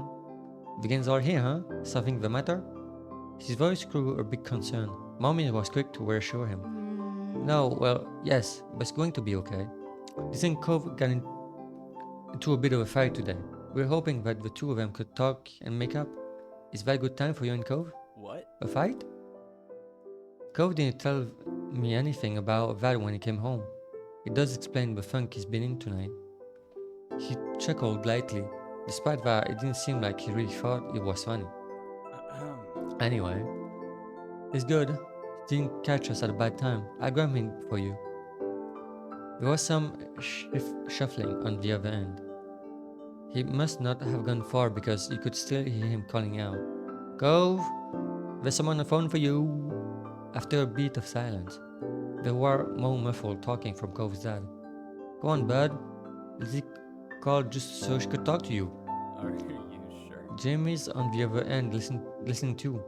Don't you want to say hi? It took a bit of back and forth. Through the conversation seemed one-sided. Since you couldn't hear Cove properly. Eventually, Cove took the phone from his dad. hi. Hello?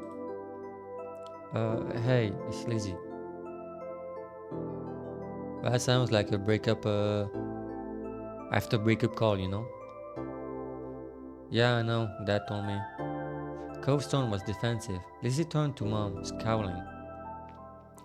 One stern look from her though, and Lizzie turned away. Sorry. I just called to say I'm sorry for not playing nice with you today. I won't do it again. Lizzie's eyes were downcast, her voice low. You could tell she felt comfortable apologizing to Cove in front of everyone. She was still being genuine about feeling bad. Cove must have realized that too, because he sighed quietly. Me and Jamie should get gold too. That's right, Lizzie had kept denying you two what you deserved. Lizzie was momentarily stunned, silent by the man. She probably forgot that had even happened already. Alright, we all win the gold. Okay, I guess I'm sorry too. A sense of release washed over everyone as his acceptance of the apology. Mom uncrossed her arms while Mommy's shoulder relaxed. Lizzie's eyebrows raised up. You wondered if she thought that he'd refuse her apology. Dad, can I get off the phone now? This kid.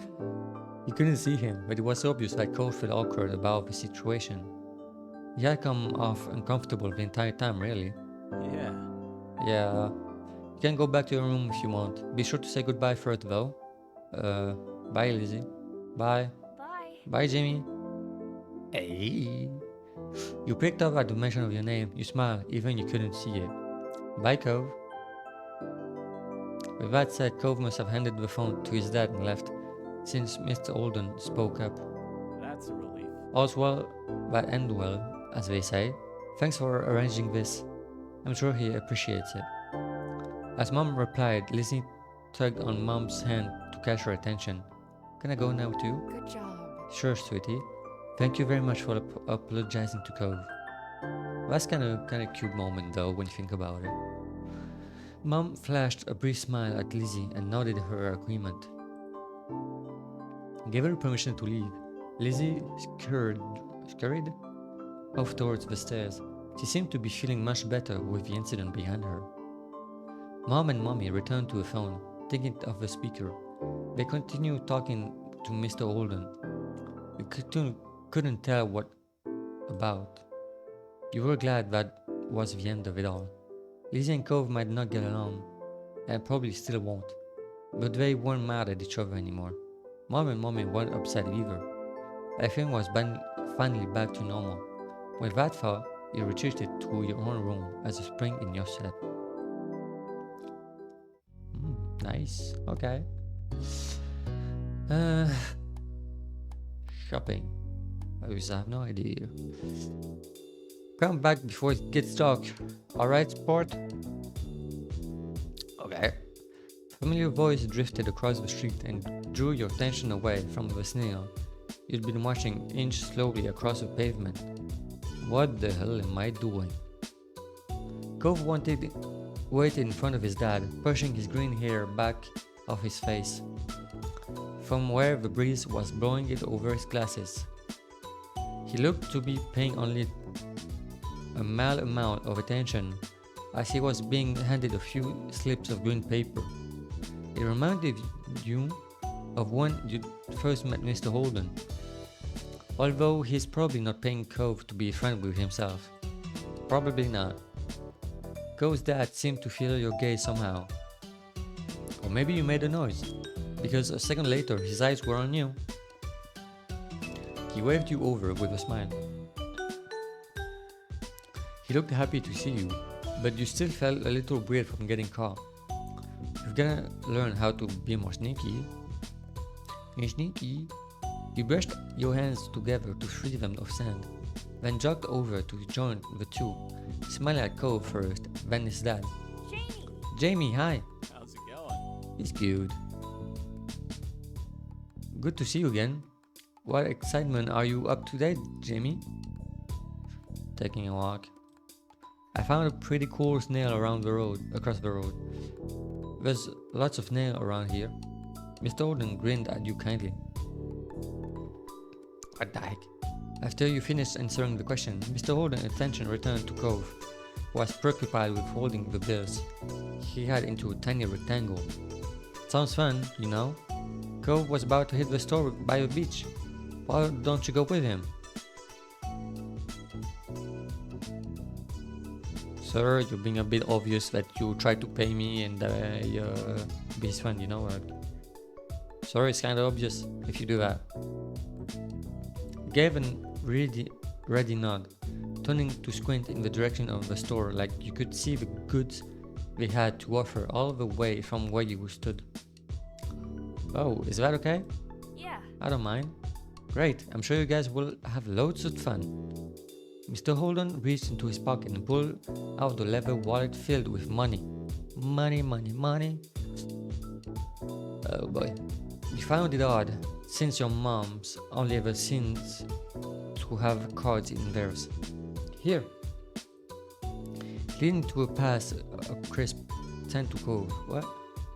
He leaned in to pass a crisp 10 to Cove, giving him a wink and a whisper. Get something for your friend too. Oh. Good kid. Sure, that's my boy. Cove's dad ruffled his son's hair as he was straightening back up. The bills in his hand still held out towards the green-haired boy. Take care.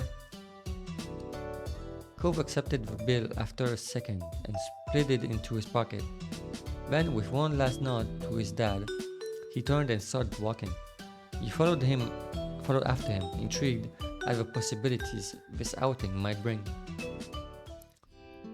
Go straight towards the gentle tide, creeping up the sand, and you fell into place beside him. It was a nice day. The sun was shining, and there weren't many clouds in the sky, though the wind coming off the ocean kept it from being too hot.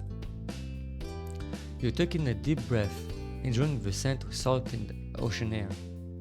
When you looked at Cove, he was dragging his feet through the sand a little, and slowed down to wait for him. His eyes searched the ground intently. Are you looking for snail, looking for shells, or is it? To ask why. Looking for shells? Cove started a little at the sound of your voice and mumbled, sort of. If you see any, can you let me know? You could manage that. You dropped your view to the sand, walking carefully, so you didn't step on any. You weren't good at finding shells. You had a lot of them at home, and always found new ones whenever you visited the beach. The comforting sound of waves filled the silence with pleasant white noise, and you played a little game with yourself as you walked along, getting as close to the water as possible without getting wet. I don't do that too. It resulted in you having to run up the sand quickly when a wash rushed in more than a few times, and although Cove threw a few glances in your way, he didn't say a word. You didn't either. What did you want to go to the shop for? What did you do on the beach?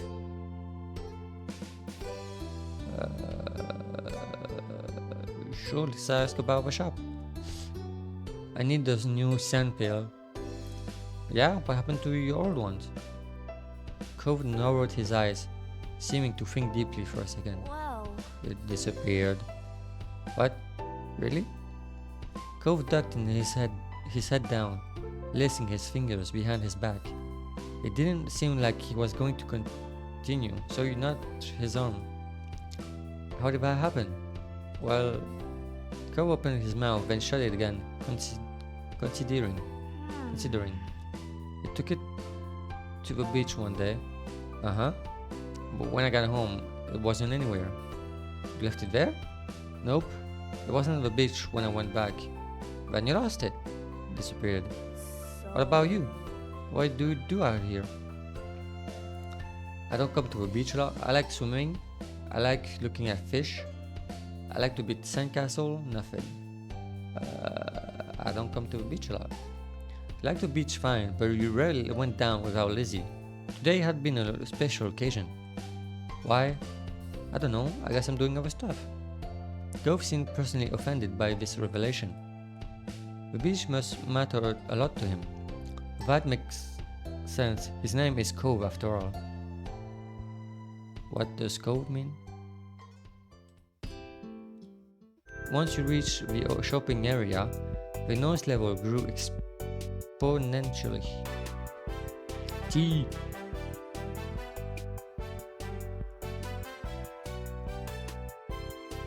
No longer just waves and footsteps, but the chatter of people enjoying the lovely summer day, the calling of birds trying to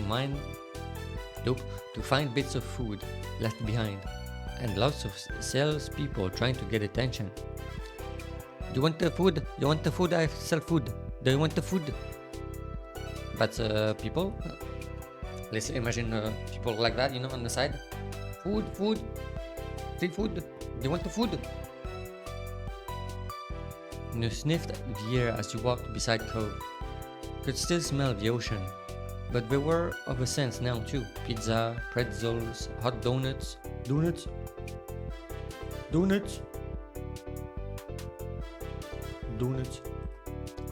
It was nice. It was not very nice. It was alright. It was nice. The energy surrounding the area seemed to fill you, and there was a bounce in your step as you began looking at all familiar sights. There were so many things to do, you didn't know where to begin. You looked at Cove, hoping he was just as excited as you were. Cove was glancing from one side of the street to the other, with a look in his accompanying eyes that you couldn't quite work out. What's that? Cove pointed to a large crowd of people gathering near a few tables with large colorful umbrellas blooming from their middles. Couldn't see past the adults who were blocking the way, but you knew there must have been something worth seeing.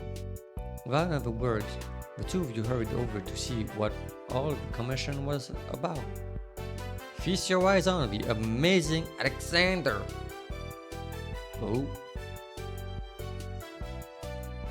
In the center of the crowd was a man with a tall hat, a funny green coat that had 3 long tails. There was a little table next to him with a cloth hanging over it that read, "The Amazing Alexander" in glittery golden script. Why tell people his name if it's already on a sign? Cove hummed with understanding and turned to walk away just as the amazing Alexander began shuffling a deck of cards. Maybe we could stay and watch? Cove glanced back at the man.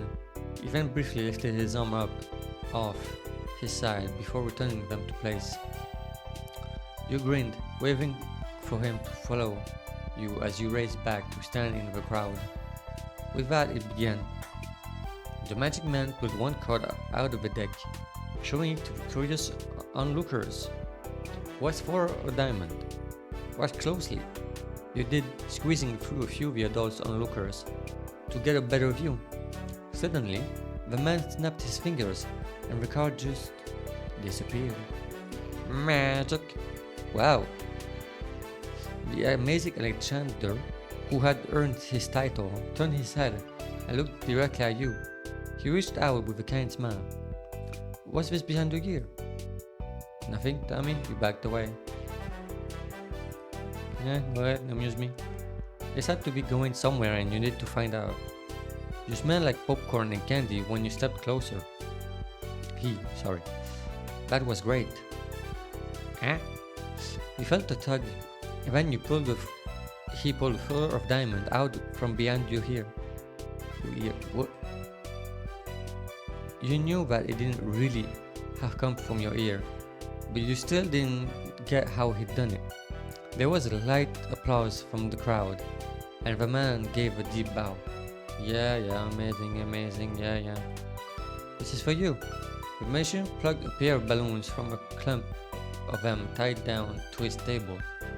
Both were in the shape of a dolphin, instead of being a normal circle. And one for your friend too. Thank you for being my assistant. Wow. Now you're really grateful he chose you. After that, he went to someone else in the crowd. Pick a card, any card. My uncle does that every time he visits, not the balloon, the stuff with cards. Ghost spoke plainly while reaching over to take the dolphin that had been designated for him. Maybe it wasn't so special. Cove just ruined the fun. At least you had a fun time. You wondered if Cove's whole family was magic. Maybe not. At least you had a fun time. You saw a magic trick and you got a great balloon. That was more than enough to make it a worthwhile event. You thought that if you could find a card to practice with, maybe you could make it disappear too. Nah, I'm good. The crowd started to clear some, and he noticed to the side there was a whole rack of brightly colored kaleidoscopes on display. You picked up a kaleidoscope, you picked up a Rubik's Cube, there's a magic 8 ball, you walked past the toys. I'm walking past one. You briefly looked over the rack of toys, thinking that they could have been interesting to look at, but you didn't really feel in the mood at the moment. Cove picked one of the kaleidoscope and looked it through, twisting the tube at the end. After a second, he sat back on the rack, moving to the other side of the stall. He went under the awning, careful of his own floating dolphin, and you joined him. Did you have places like that in your old town? Are you having fun? I don't like it here. You said nothing. Said nothing. You stood in silence for a few moments, waiting for Cove to do something. When he finally moved towards some stall nearby, you followed behind him. Aw, that's cute. While Cove looked at sand pails, you were drawn to a table with a colorful keychain. He laid down on it. There were soon, I don't know, in the shape of sea creatures. And hey butter, hello. How are you doing today? How you doing? There was a plague with a red handmaid standing proudly in front. Woo!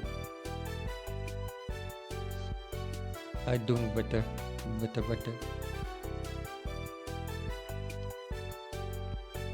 Isn't it late for you? Wait. Ta-ta-ta-ta.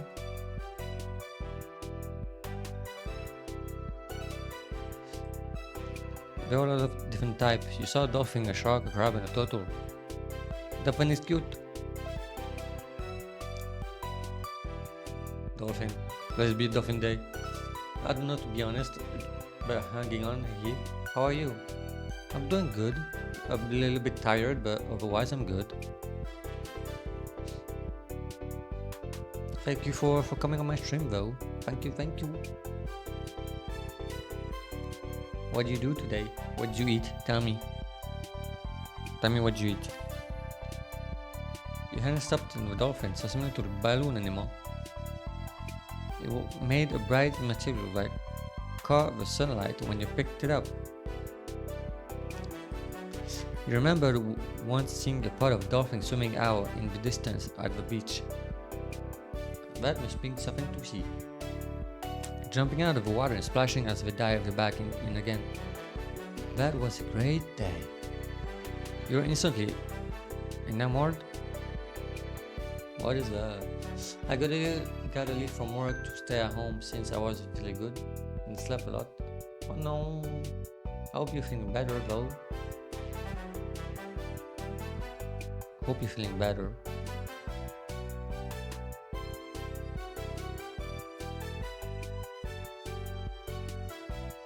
Checking the price though, your heart fell $6. You didn't even know much about money, but you thought that was a lot to spend on one thing. Yeah, but are you feeling alright now? That's good to hear. That's good, that's good.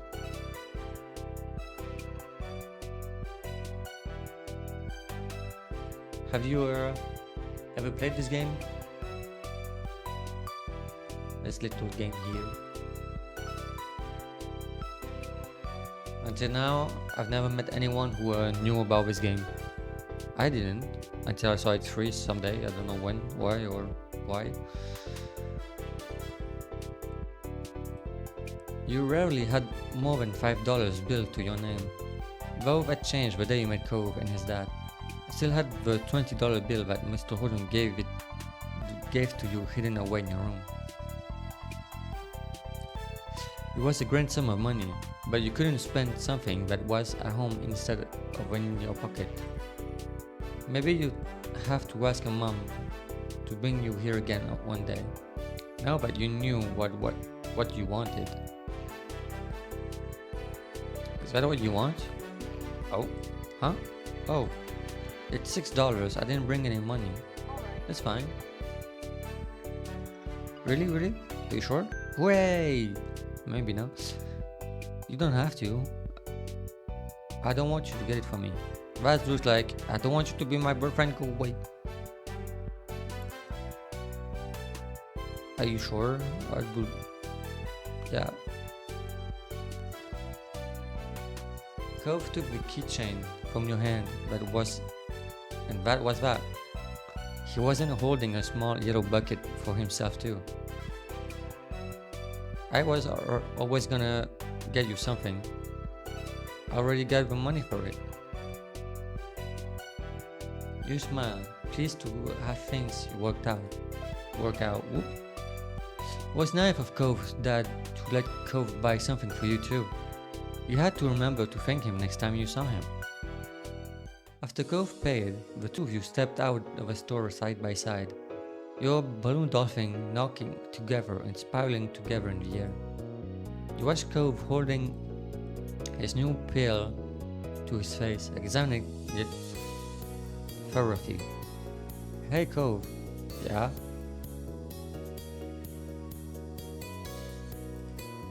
Thank you. It's nice. Cove looked further down the streets, where the different food carts were lined up. He rested on his cast arm over his stomach, and he blah blah blah blah blah, and just as he did, yours let out a light growl. You hadn't eaten since breakfast, and after all of this wandering around, you were definitely ready for some lunch. Let's get some food! Yeah! You two wandered around for a short while, looking at all the delicacies that were available. Everything looked delicious, and as the different smells, both sweet and salty, wafted over to you, your stomach growled even louder. After passing up hot dogs, snow cones, ice cream, and pizza, you both agreed on pretzels. I never had one. I never had a pretzel. Cove got something sweet and cinnamony, and you got a plain one. Got one with cheese, got one with sprinkles, one with chocolate. Chocolate. Because I have no idea how it tastes. You licked your lips hungrily at the vendor handed your present over, ready to take a big bite. It had tiny marshmallows on it and was dripping with chocolate, just how you liked it. Ooh, that actually sounds nice. Dang, it makes me hungry. Your moms didn't like you to eat too much sugar, But this was a special occasion. Yeah, your future husband just bought you a gift. You found an empty table close enough to the beach, but the grit of the sound made terrible noises when you dragged the chair out to sit down. Those balloons are going to make it hard to eat. Cole placed his bucket on the table. As he stared at his still balled up hand that was wrapped around the string. What? Okay. You opened your mouth to agree, before and now it hit you. I know. After carefully placing a pretzel somewhere it wouldn't get sandy, you tucked the balloon dolphin out of Cole's hand and tied it in a delicate bow around his wrist. Oh. Oh! Cole bouncy his arm up and down in place, tensing the stability of your knot. After watching his balloon jostle around but remain attached, he smiled satisfied. Can you do it for me? He repeated the ritual. Cove struggled somewhat with the cast, restricting his finger on one hand and a string already tangled around the other. Okay. Got it. The two of you spent a moment admiring your handiwork. Both hands now feel free to allow easy munching on your pretzels. You bit into the what? How do you say that word? How do you say this word? Doggy, I don't know. Treat. Savory the taste on your tongue with a smile as you looked out over the ocean. After a time, you finished your pretzel. You were done before Cove. It was boring not having anything to do. Watch him eat, being in front of his face and watch him eat, I don't know. You pulled on the string of your balloon to bring it down to your level. Then you held the dolphin in your hand, manipulating it to make it look like it was jumping through the air. If you turned to face towards the beach, it almost looked like it was swimming in the waves like a real dolphin. A laugh came from your side. When you glanced back at Cove, he had left the remaining part of his pretzel on the wrapper and he was gripping his dolphin too. Oh, that's kind of cute. My name is Mary River? What? What? Well? Just for the YouTuber? No, what? The VTuber? I have to, for the VTuber. I have to. He wears a crown made of seaweed and all of his friends are merfolks. Every now and then, he'll make friends with a kid and let them ride on his back. You sighed, wish you could meet a real dolphin like Meriwether. True, I want to meet a dolphin like Meriwether. I want to. What's yours? Cove considered this question, placing the balloon against the table and resting his free arm across it in contemplation. It's... With a loud pop, the balloon exploded into ribbons. Huh? Oh no. For a second, Cove was gaping shock like you. Then his cheek puffed up, squinting his eyes, and you saw tears starting to glisten. Aww. Amy. You made a joke. You referred to find Alexander? Who? What? Who? I gotta give him my balloon, Cove went up to your balloon, bobbing gently in the air above you. You can have mine. That was better than letting him cry more. Cove sniffled, glancing up at the balloon, then back at you. No, it's yours. I don't want to take it from you. It's okay, really. Cove shook his head. Even though it wasn't your fault, you felt bad. Still, the offer seemed to lift Cove's spirit. That was good. The passing of Cove's balloon was the last major event of your adventure. In the end, the two of you headed back late that afternoon. You separated on the beach, and while Cove was straight home with his brand new sand pail in hand, you decided to sit for a while. You watched the waves and even sunset. Blah blah, I can't speak. Fiddling with your new keychain. Another summer day was drawing to a close, and it had been a good one, except for the sad final note. Nice. Oh, let me drink something. My mouth needs it. Let me slurp. Let me slurp. It was another scorching summer day, the kind where no sooner had you finished up 1 cup of water, you were already filling it up again. Everyone else had something on, so that afternoon it was just you and Shiloh. Why is that kid here again? Is he a stalker? Is he my stalker or my sister's stalker and he just had nothing to do? What's going on with this kid? This didn't happen much, especially since Cope had arrived. Without listening around, Shiloh looked to you for all the answers. It made you feel uncomfortable. Well, there's no uncomfortable.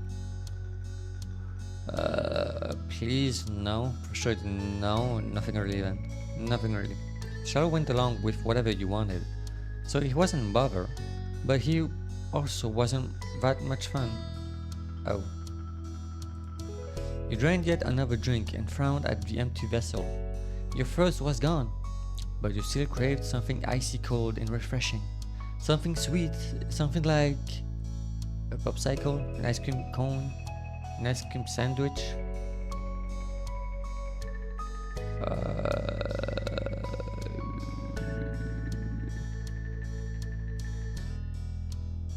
I don't know. Just take the popsicle and put it in your mouth. You wanted something fruity and brightly colored. There was nothing like that to be found at home. You knew that without needing to look. Your mom didn't keep sweets in the house. Oh. Thanks, Mom. Outside there were plenty of places where such goodies could be obtained. But they were sharp and demanded payment in exchange for their product. You sighed. You voiced your predicament loud. You asked Shiloh for help. Absolutely not. You just sighed. As much as you really wanted that treat, it wasn't going to happen. What's wrong? I want a popsicle. Shiloh, who had been dropped over the sofa, perked up. Yeah. That sounds good. We don't have any here, and I don't have any money. Oh, let me check if I have any. Shiloh rummaged in his backpack and proudly produced an assortment of coins, plus one stray button. Why do you have a button in your backpack? You set the button aside and counted the coins in a neat pile. Just over $1. You nodded this to Shiloh. You had almost certainly come to the same conclusion, but he'd been watching you expectantly. That's not enough. Sorry. I'm sorry. We need to find some more. Okay. The two of you lift couch cushion, stuck tiny hands down deep crevices in the sofa and under furniture and scoured the back of the drawers. Most of what you found was useless and gross. Bent paperclip, fluffy wisps of dust, or sandy crumbs. But every so often one of you would strike silver or bronze and add it to the growing pile of coins. You might wander to a $20 bill tucked away in your room. It was enough for you and Shiloh to get whatever you wanted and more, but you didn't take it out. That was too special to hand it over so freely. Besides, Shiloh would be curious about where it came from and might even mention your wealth to Lizzie. The exchange had been a secret. Dusty and disheveled from checking every room and squinting into every tiny nook, the two of you finished pooling your finds. Shiloh held his breath as you counting the coins once again. $2.53 at 2 buttons. You didn't know when the second button had decided to join the party, but you were too pleased with a successful howl to throw it out. Howl. Is that enough? No. You figured he knew the answer without looking to you for confirmation. but the thrill of your success and the reward that would follow cancel out any other feeling you might have had about that. Yeah, no, it's not. You could now afford something at the shop, just one thing, but that was infinitely better than none. Shiloh clapped his hand. Yay! You are gonna have nothing though. The two of you dashed outside, the promise of sugar. What? Beyond whatever. You on to your destination were breathless but happy. You stared at the overwhelming number of options. Where is my future husband though? Are you here? Why are you here? You knew what you wanted, but it wasn't just you who had contributed to the funds to get the sheet. You seemed to notice your pause. Are you getting a popsicle? Shiloh asked as though he was entirely separate from the decision, rather than someone with a stake in the outcome. Do you mind? Shiloh cocked his head to the side. It was your idea, you should choose. You went ahead and got what you wanted originally. Are you sure it's really okay? You tried to get something you both wanted anyway. I can't just be selfish, you know? It wasn't fair for you to be the only one to decide when he'd been a main factor in making this happen. Some of the money came directly from his backpack. What do you like? All of them, they're so good. You pressed further. But what do you really like? Popsicles or ice creams? Which is your favorite? Oh, it's hard to pick, I don't know. Frustrated, you cut to the heart of the matter. Want me to choose? Yeah.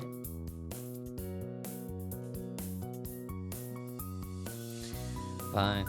That was what you got the dessert you wanted originally and hoped Shiloh would actually like it too. Finally, blah blah. The reward for all your hard work was in your hands.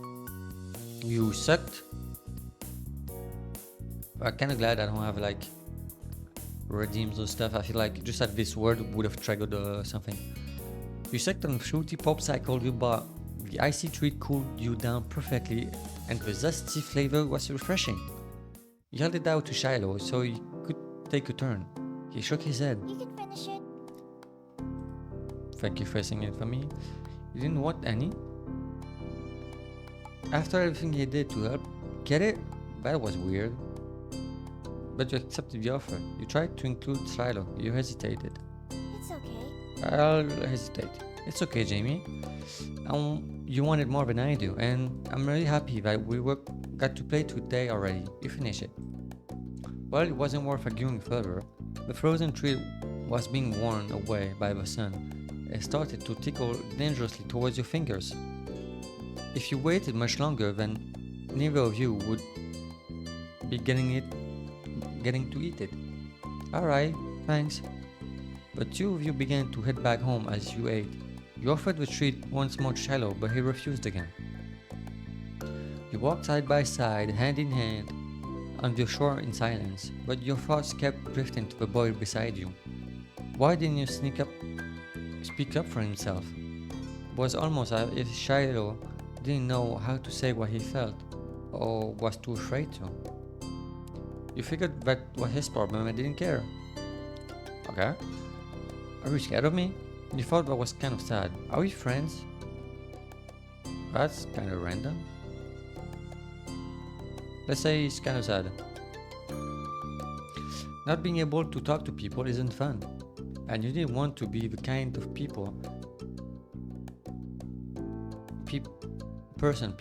kind of person people were scared to tell their honest opinion to. You considered asking Shiloh about it, but if he couldn't give an opinion on something like ice cream, then he wasn't going to open up about this. You hoped for the best. Maybe you were wrong, or if you were right, maybe he'd feel better about it soon. Give me a second. Shiloh made you unsure about setting a label on the experience of spending the afternoon with just him. There had been good times and there had been confusing ones. You were positive of one thing at least. The treat was delicious and that was nice. The sun was low on the horizon as you returned to your neighborhood. There you spotted two very similar figures. Up ahead, Lizzie and Cove. You opened your mouth to make your presence known to them, just as you saw the tears on Cove's face. What did she do again? You walked straight over, shadow at your heel. Once there you defended Cove, took a moment to make a joke, accused Lizzie of causing trouble, carefully asked about what happened. Without a time machine, the only way you were going to find out was by asking the witnesses. Lizzie might have done something, but she could have been in the wrong place in the wrong time, or even come to Cove's aid. You want to hear what the story. Cove, what happened? Jamie, I got yelled at. He took a deep, steadying breath. Some grandparents got mad at me. Oh, sorry. Lizzie jerked her head in the direction of a nearby house. Your heart sunk. You knew exactly what had happened. Every year, the same mean old couple rented out that condo for the summer. You, Lizzie, and Shiloh knew to stay away from them, but Cove couldn't have. They're like that with everyone. Even your mom struggled to find anything nice to say about them. But the elderly pair particularly took offense to kids. It didn't matter if they were really nice, like Cove. Yeah, Lizzie said. Lizzie drew herself up at that. She looked pointedly in your direction. I was helping. Yeah, this time. That's cool. Is there anything I can do? No, I'm just gonna stay away. Or...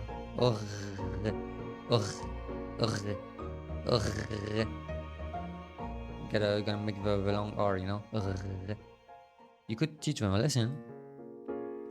There was a diffident glint in her eyes. What? You should ding-dong ditch them. Go ring the doorbell and run. It'll be great cause they're so slow. They'll never catch you. Will go wrong. That's dumb. I don't want to go near them ever again. You're just saying that because you're a chicken. I'm going to bury her without anyone knowing. I'm going to bury her. I'm going to just bury her. That's it. Without any coughing, without any snacks, without anything. I'm taking her. She's buried. That's it. Cove glared but didn't take the bait. Lizzie turned to you. You're not a chicken, are you? Yeah, cluck cluck. You'd rather just avoid them. You thought there's a force. I'll do it. I'll just avoid them. Look at the house. Behind those closed doors lurked two beings, rich in years but poor in patience. Maybe they deserved retaliation. Maybe they didn't. But that punishment wouldn't be coming from you. It was safer to stay far away from them, especially since Cove took their outburst to heart. I'm not doing it either. Another chicken for the coop. This is a hen house now.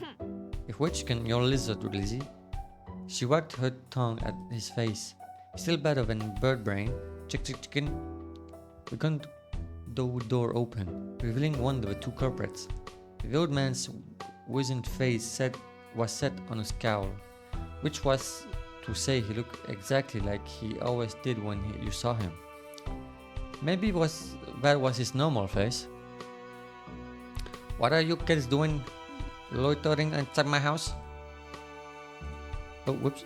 I skipped one thing. Or maybe he was always just in a stubborn mood. Okay? Nothing? Nothing? He repeated the word as if it was the greatest crime anyone could commit. Nothing good? More like, get lost. Ouch. Your mini grandpa. It wasn't as if he owned the space outside the house, but Cove's eyes, still red from earlier tears, were wide, and you thought it would be best to heed the old man's command. Lizzie took off with Silo immediately trailing after her without so much as a glance back in your direction. So much for your friendship. You wave at your arm at Cove, summoning him to follow you, and ran after Lizzie. The old man's holler propelled you all from the street to the sanctity of the hill. Only once you were safe did you notice the stitch in your chest and the ache on your leg. You flopped down, the blades of grass tickling your face. Lizzie, who had taken the lead in the end, was already lazing on the ground. Before you took a moment to catch your breath and enjoyed the feeling of cool grass against your skin. Cove. Hey, Cove. Cove lifted his head. I told you there were mean grandparents around here. Cove rolled his eyes, then decided this wasn't dismissive enough and rolled his whole body away from his sister. Lizzie chose to ignore his response and started chatting to Shiloh, who eagerly joined in the conversation. In the back of your mind, you knew you'd be second fiddle again to Shiloh once Lizzie came around. It always went like that. It was fine, you thought. You still felt a little sad after how much time you spent together, and it was always annoying. It's fine. Shiloh could prefer Lizzie as much as he wanted to. There were other things to attend to anyway. You wrinkled closer to Cove. He had come down for most part and was expecting a flower. His fingers pinched the stem and tilted the white petals towards him. That's a poppy. Poppy paw. Cove glanced at you in astonishment, then back to the flower. And the type of poppy on this hill have the name White Linen Poppy, Mom told me. He queered a smile. That's funny. He ran a finger around the edge of the petal. It doesn't feel like cloth. You need a lot of them to make anything. He nodded and released the delicate plant. Evaluation complete.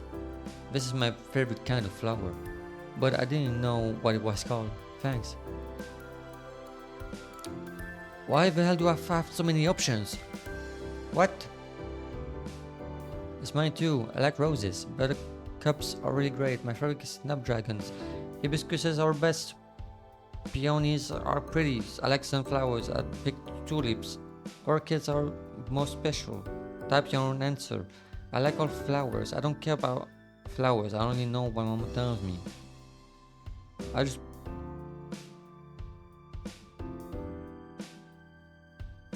like roses.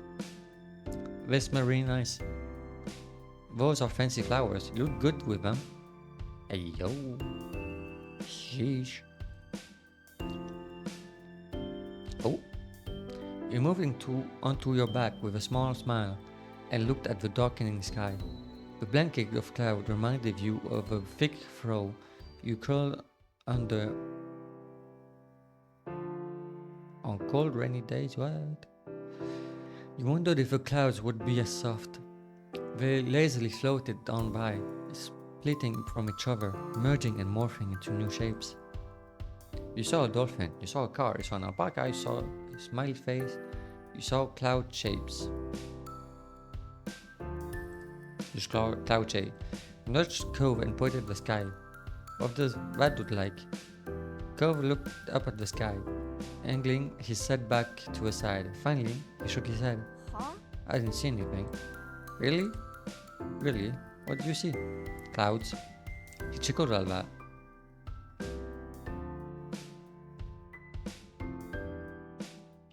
All of a sudden, the light faded from the sky, and the moon rose higher. Lizzie got to her feet, dusting strands of grass from her bare legs, and surveyed her surroundings. No idea how to say that word. The ocean, visible from the crest of the hill, beckoned with every sweep of tide. Let's go to the beach. There was no argument from the other two. Shiloh was still Shiloh, and Cove would never say no to going to the shore. He was a child of the sea. You wanted to go there, or too tired to argue, were happy to do what the others wanted, objected to a plan.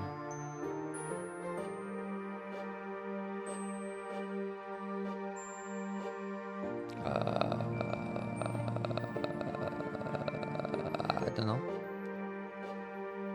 I don't have really an opinion about it. Let's just do what they want, you know. The beach wouldn't necessarily have been where you chose to go next, but if that was what the others wanted, then you weren't going to spoil the fun.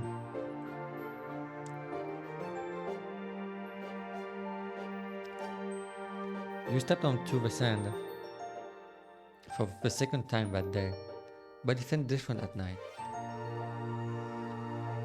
The beach was nearly quiet at this hour. Abandoned sandcastle and footsteps in the sand too big to belong to any of you were the only indication of how busy it had been only hours earlier. The four of you kicked shoes off and removed socks, walked along the water's edge. The waves tickled your feet.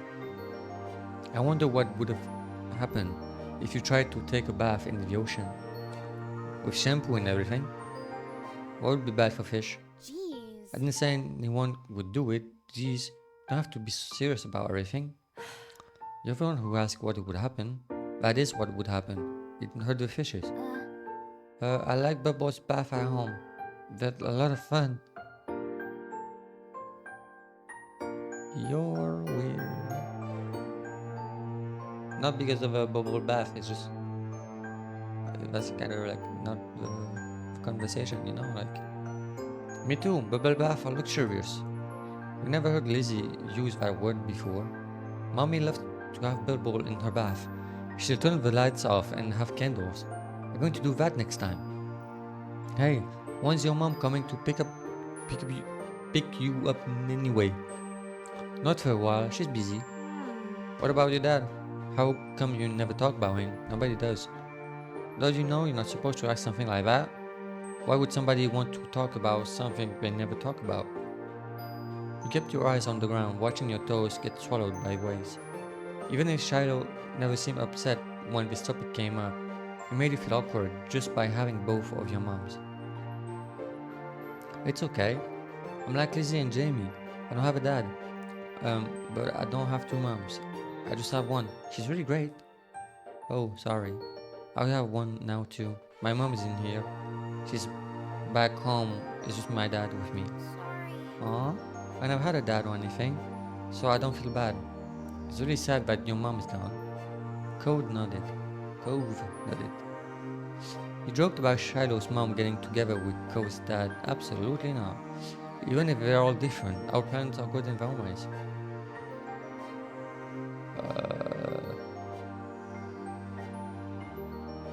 Yeah, okay, why not? Yeah. Cove couldn't muster a response. You didn't think he truly disagreed though. The silence broke with a splash as Lizzie kicked in her direction. I'm going to drown you. Cold waters and sudden sand splashed against your legs. Lizzie giggled, foot still outstretched from the kick. Cove joined in, striking the incoming wave to make a splash of his own. Shiloh scurried out of Cove's prey zone with a grin. You made the run for it. You retaliated. Let's retaliate. Let's fight. You used your foot to smack the water pooling around you, sending a knock of sea foam flying back onto your sister. You laughed as she spluttered some of the salt sea water, having landed in her mouth. She spat it out. Yuck! Lizzie chased you, intent on revenge. You dashed up and down the coast, taking in turns to be the predator and the prey, as well as joining forces to take down Shiloh and Cove. Alliances were silently forged and wordlessly broken. Everything was fair game in the war. Ah! Shiloh's brief exclamation was drowned out by the bright splash yet, caused by him falling face first into the ground. Who? You mince bush. That would have been bad enough without the waves that followed, cascading over his prone body. Shiloh sat up, shaking his head like a dog coming out of the rain. As you all hurried over to check on him, his hair was splattered on his head, and his so close clenched. If there was any part of him that was still dry, you couldn't see it. That was crazy. Are you okay? Yeah, my foot got stuck and I fell over. Way to go, Shiloh, you Dumbo. You offered him some help up. Let him get up by himself. Let's offer him some help, you know? Shiloh didn't take your outstretched hand. After a moment, you dropped it. Ouch! Lizzie was too busy snickering to notice and held her out to Shiloh too. He reached over and took it. I'm going to drown them two together. Laurie started to pull himself from the ground. Then he slipped in the slick sand, dragging him and Lizzie down just in time for another wave to hit. The water rolled over them. Sorry. Sorry. Oof. Oof. I'll drown them both together. What were the odds of that happening twice in a row? You thought they must be low. Must be low? What does that mean? But there's no way Shiloh would do something like that on purpose, then pretend it was an accident. Especially not to Lizzie. Even if the relationship with Shiloh felt unclear, he did at least like her a lot. Lizzie was his favorite, right? Smiling boldly, Lizzie extracted herself from the ground and wiped a streak of sand from her cheek. She didn't intend to let this embarrass her. Why is this day so long? Let it end. Shiloh got up again as well, this time without incident. He still looked like a drowned puppy, but that didn't stop Cove laughing at the two of them. With that, it was time to call it a day. The four of you made the journey back home, leaving a trail of wet footsteps and sand in your wake. Damp clothes may have weighed down some of the group, but your spirits were high. Your arm swung side to side with a cool breeze flowed past. Your moms were outside chatting to Cove's dad. We're back. Your mom's face fell as they took in the set you were all in. Ranging from messy to soaked. No. Elizabeth, is that all you have to say for yourself? You brought all half of the beach back with you. They certainly did. What's Marigold going to do when she comes to get Shiloh?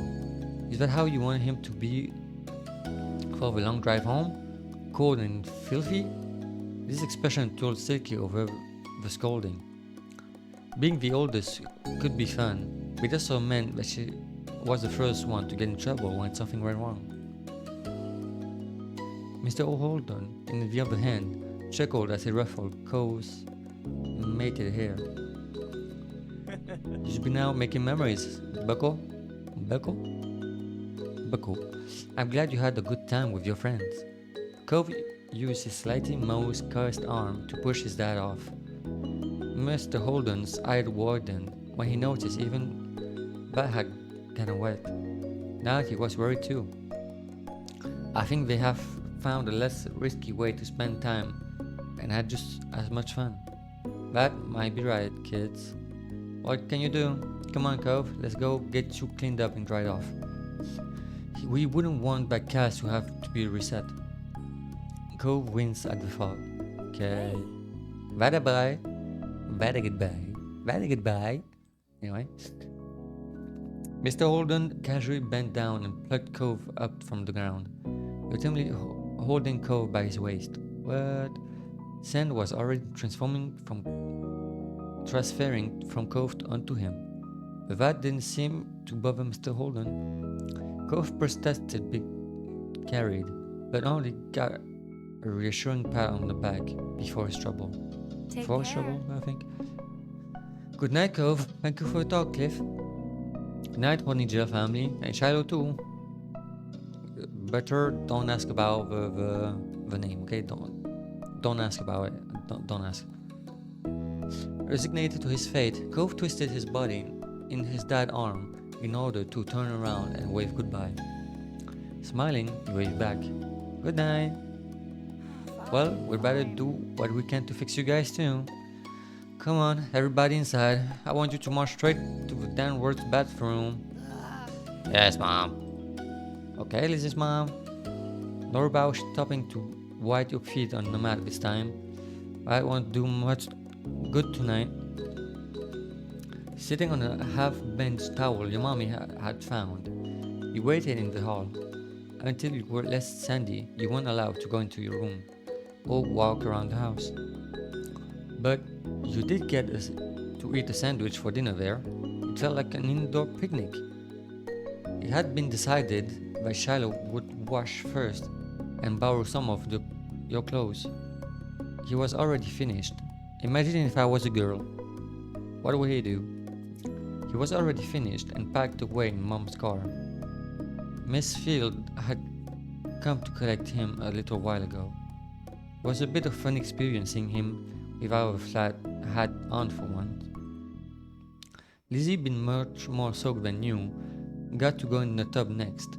It wasn't bubble bath as she had hoped. This was a no fun allowed clean-up session. At least that was she claimed. Not much longer, and it would be your turn. When the bath was done, you'd have to go right to bed.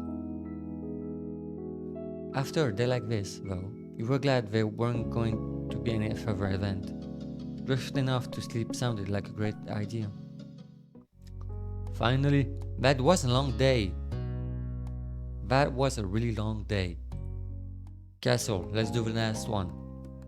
Cove wasn't able to do many things that summer. When you, him, and Shiloh sat out on the shoreline one bright morning, you could tell he wanted to be in the water. But there was no way he'd be swinging anytime soon, not with his cast. The waves washed a single shell to shore, glittering and blue. Blue? White color. Another reminder of the places he couldn't go. From what he'd heard about Cove, old life so far, the tiny pieces and fragments, you could tell that he'd do anything to be able to get that cast off.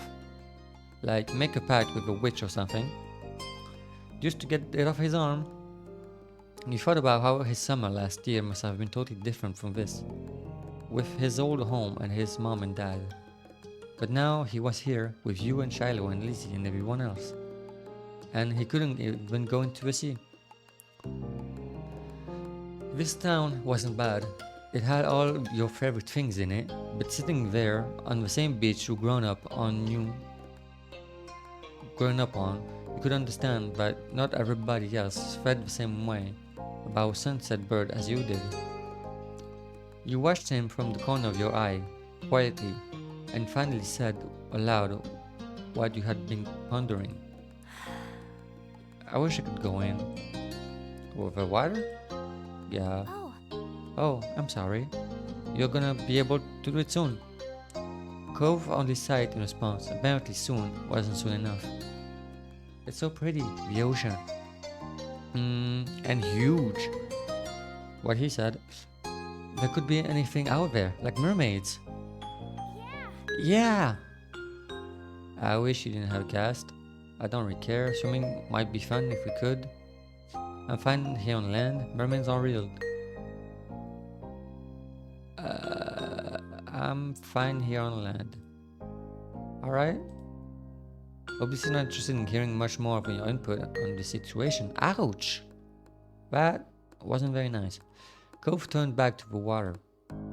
But as he looked away, something about Shadow's slow, careful movement caught his eye. Hey, are you building a sandcastle? Sort of. I was only playing around while you were talking. I'm listening. Maybe I could too. I've only made big piles before. It's nothing special. I'm sure you'll be good at it right away. Well, how do you do it then? Shadow's cheeks lit up. You could tell he was a little bit uncomfortable to have Cove's expectant stare on him. I'll play too.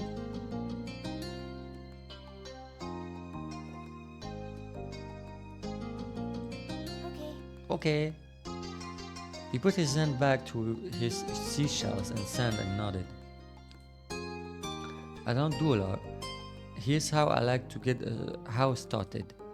Shiloh focusing more intently than you ever seen him, guided the two of you process through his process.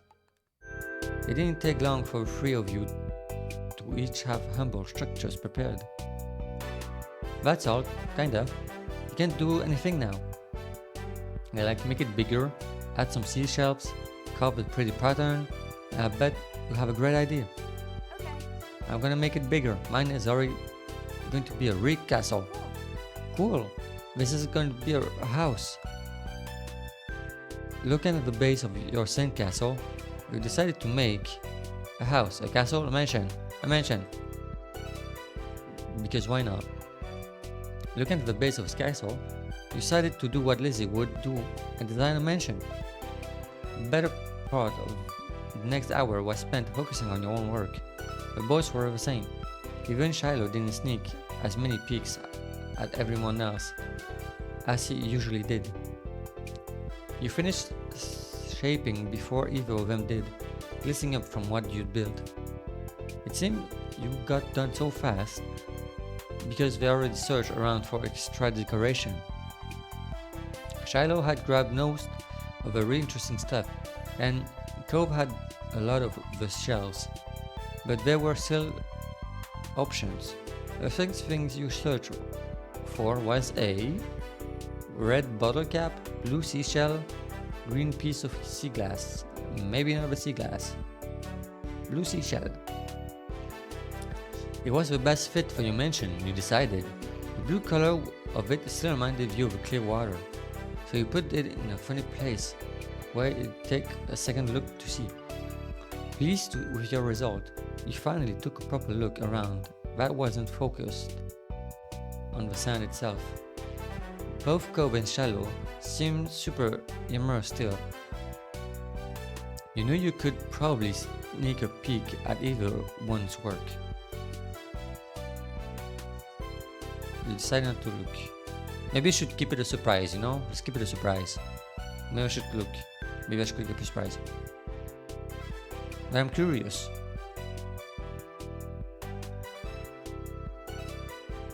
Now I'm curious. The castle Cove had built looked surprisingly tidy, especially for someone in the cast. He must have worked really hard. He wasn't even finished digging the huge gaping moat in front, but it was already enormous. You got the sense from the enthusiasm he was digging with that the doctor was probably going to find a bunch of sand when he finally removed the pink plaster. The silence was then broken. What's on top of yours, Shiloh? You peeked closer and discovered something shining sticking out of Shiloh's sand chimney. Oh, it's just a gum wrapper. It looked like smoke. Neat. That's good, that's smart. Yeah, I didn't think of that. I guess I don't see it. You should be an architect. Kind of looks like a worm. You should be an architect. You did that, Shiloh. Shiloh smiled without a word. That was that for the current topic. Jimmy, can I see what you did? Sure. He scouted just a bit nearer and began surveying your work. All he really knew about mansion was that they were supposed to be big, so you'd gone really big. And that was the size of the country club that Lizzie played golf at. Compared to Cove and Shiloh's building, probably even bigger. Shiloh quickly decided to jump in the new conversation. Hey Jimmy, what'd you do? This is my mansion. Cove scowled for a moment. Apparently, the anger was actually still there, after his argument with Lizzie more than a week ago. Oh, it looks great. Your house is so big. It's not that. It's not a big house, it's a mansion. I guess mansions are really just big houses. Thanks. He just looked at him.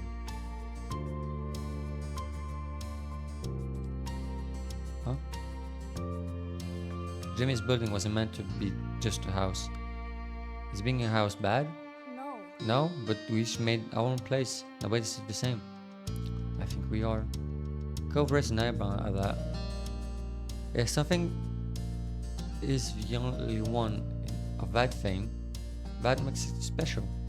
Yeah, for sandcastle and stuff. People too. My dad always says how everybody is their own man, a real individual. I don't think I'm very special. Why not?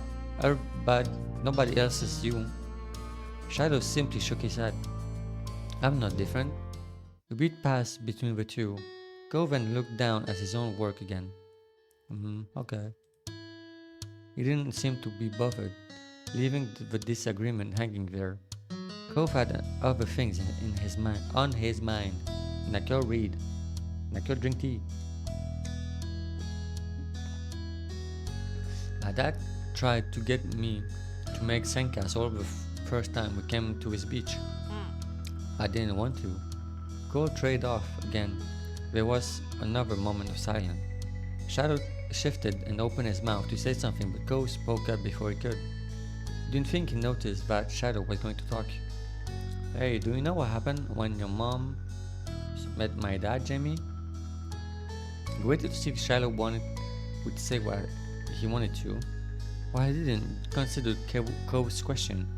I wasn't there, but they didn't tell me. I just remembered what happened when I met your dad. Mr. Holden had been a weird stranger then. Well, he was still kind of strange. No other parent acted like him, but you knew him better at this point. Now that you thought about it, it made a lot of sense that Cove's dad talked to him about people being unique. You were pulled from your thoughts when Cove continued. Oh, well, I was there. I didn't think my mom has met your dad. Yeah, I'm pretty sure she hasn't. Jamie's parent and my dad met the same day I met him. I'm going to say what happened. Shiloh frowned to himself, duking his head. His hat cast a shadow over his face. You could still tell he was upset at not being included in Code's choice of topic. That was kind of boring for him, though giving people their own turn to say the things they want is important too. He stayed silent and let Cole finish the story. I think Shiloh wants to talk too. I mean, I kind of feel bad. He looks sad, you know. He doesn't look like a kid who's very confident in himself, you know. So I feel like just ignoring him is a bit mean. I don't know. Huh? We were talking just not right now. I'm talking to you. You can listen. Ouch. Shorty's impression barely flickered at the word. He still looked hooked off. Cove continued like the internship hadn't happened. He was determined to tell the tale. When we moved here, we didn't bring a lot of things with us. Only some stuff that would fit in Doc's car. We didn't even get a moving truck. I sat in there while Dad brought it all inside. I didn't want to get out because I knew Dad would make me look around the new house. I really didn't want to do that. His lip twisted into a frown as I recalled that. When I saw your moms, they were in the car too, and stopped at your house. I guess they were coming back from somewhere or something. My dad noticed. He waved his hand, then went over to the front of your house, where he started talking to them. I don't know what they said, I couldn't hear it. But he couldn't see me anymore since he was looking the other way. So I opened the car door and left. I wanted to get away and went behind the houses. I found Rose Hill there, the ones where we met for the first time. Cove nodded, then stared at you. You stepped back. He didn't go on to say anything more. Huh? Are you going to finish your story? Cove's brow wrinkled, like he didn't understand why you were surprised. Huh? That's how that happened. Okay. Why do you want to tell the story if nothing happened? You get better at telling stories? What a pretty bad story and behind me. Why did you want to say? I don't know what her point was. But that was how our plan met. I didn't make the story up. That's not really my point. Cove was just not understanding the issue here. Shiloh's mouth twisted in a scowl of disbelief. But he said nothing. Why'd you bring that up anyway? There was a slight shrug in Cove's shoulder. Well, I'm thinking about it because of his sandcastle. I remember when I moved to here, Dad showed me the beach first, before we went back to the car to unpack. He was really excited about it for some reason. Cove's brow furrowed a little more as he quietly racked his hand through the sand. I get it.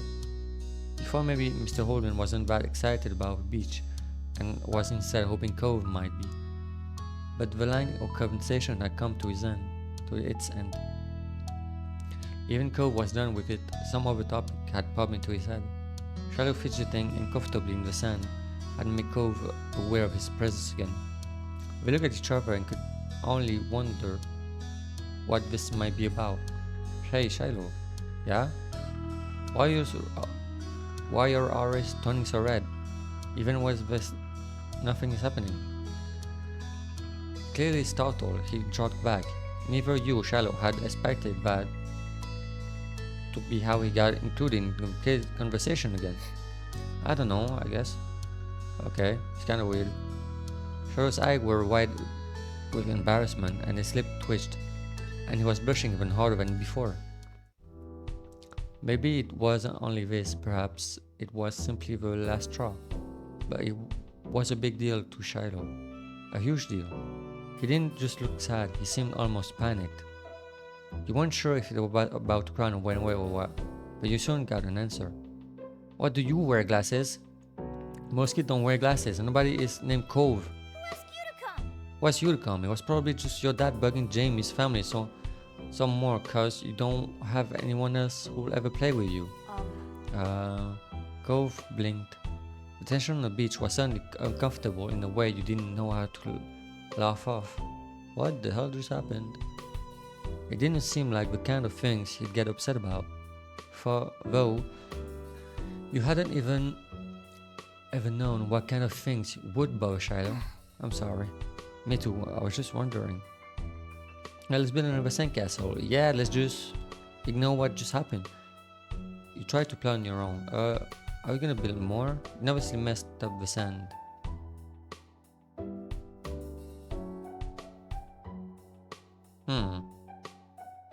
Now I'll just play on my own. You shrugged, not in the mood to work out the problem, and started building another mansion next to the first one.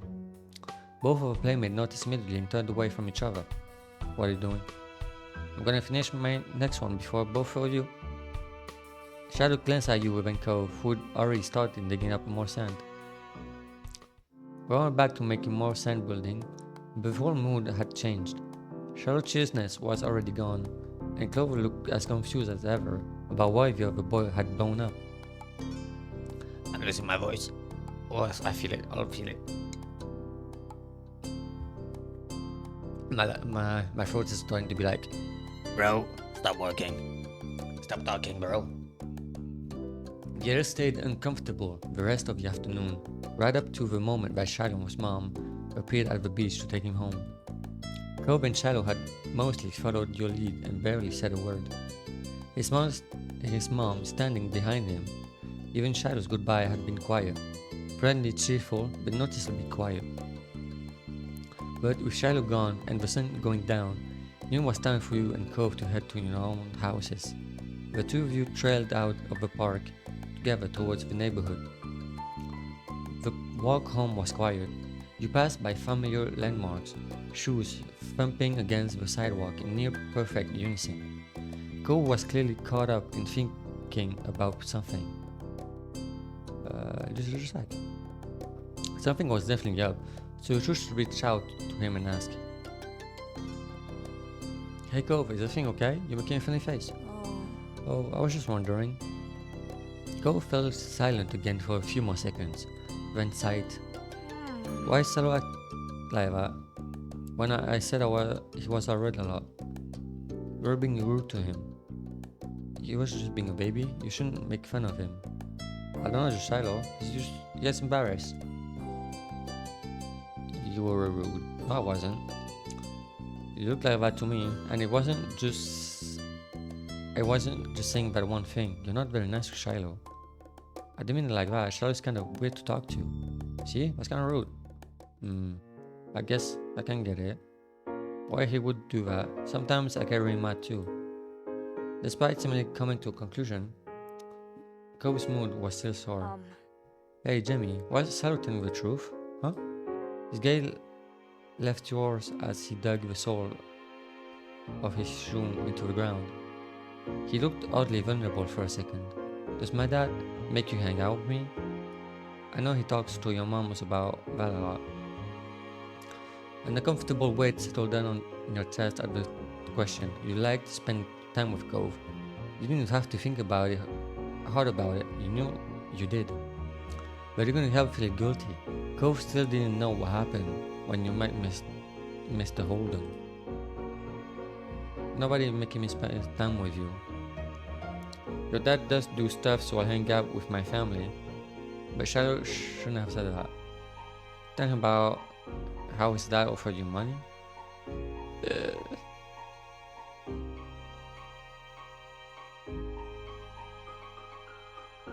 Let's just be honest. Well, remember how you talked about your parents met and I didn't know what happened? Yeah? I kinda have something happen that you don't know about when I met your dad. I struggled to find the right words. Cove looked at you passively. You wanted to turn away, but you kept your eyes on his as you spoke. I was walking home and your dad was sitting in front of the house. It must have been after you ran away. My moms weren't there either. I think they were looking for you. Your dad saw me. He got up and came over. Mr. Holden told me that he just moved to the house next to mine. Cole was still listening, his expression as plain as before. He paused for a moment, wondering if you should keep going. Tell the full story, don't stop now. Don't stop now, come on. Be brave. Even if it was supposed to be a secret, you thought Cole should still know. Your dad thought that you might be lonely here. So he wanted me to be your friend. He said he'd give me $20 if I did. You could have said it another way, come on. Cole was still... You thought he hadn't heard you. Then his eyes widened, his mouth full open, but no side left him. Silence ranged between you, so tense that it was almost tangible. You shifted from one foot to another, and your hand tensed up. Please say something? Instead of speaking, closed his mouth, his brow bent up, crinkling his forehead. He looked more sad than surprised now. He was going to cry. You were certain of it. I'm sorry, I'm really sorry. Cove raised his hand and brought them up under his glasses. His fingers pressed over his eyes, hiding them from your sight. Van ran in the middle of the street, the tears began to fall. His shoulders shook with the force of his sobs. You could glimpse wetness through the crack of his fingers, slipping down his cheek. Cove, it's okay. You stepped closer. You placed your hand on his head. Across his shoulder, you stay by him. You tried to reduce the distance between the two of you, but Cove shook his head from side to side, rejecting your presence. No. Go away. You flinched at the shout. As you stood there, listening to him cry, you felt comfortable with the scene he was making, concerned for him, bad about everything. You wish you were still making sadcast on the beach. Before Cove was sad, before Shallow was mad. Everything had been so much better then. Cove continued to weep, his face covered by his hand. Worse, his voice raised in volume. You were frozen in place. The situation was awful, and you kept feeling worse every second.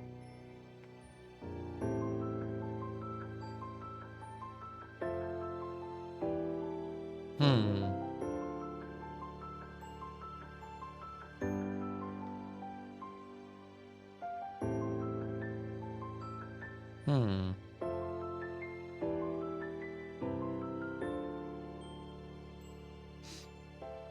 I would tell the type of guy to actually hug him, but I feel like the crying could be a good choice. But I don't want to hug him. You stepped up and tried to rope your arm around him with a hug. Cove screamed away from you again, though ducking his head. It was a full rejection. You heard the door opening and you flinched, expecting to see one of the mean old grandparents preparing themselves to yell at you. At this hour, most people weren't around, either because they were walking or down in town, but the grandparents rarely left the house, except to complain at children making noise in the street.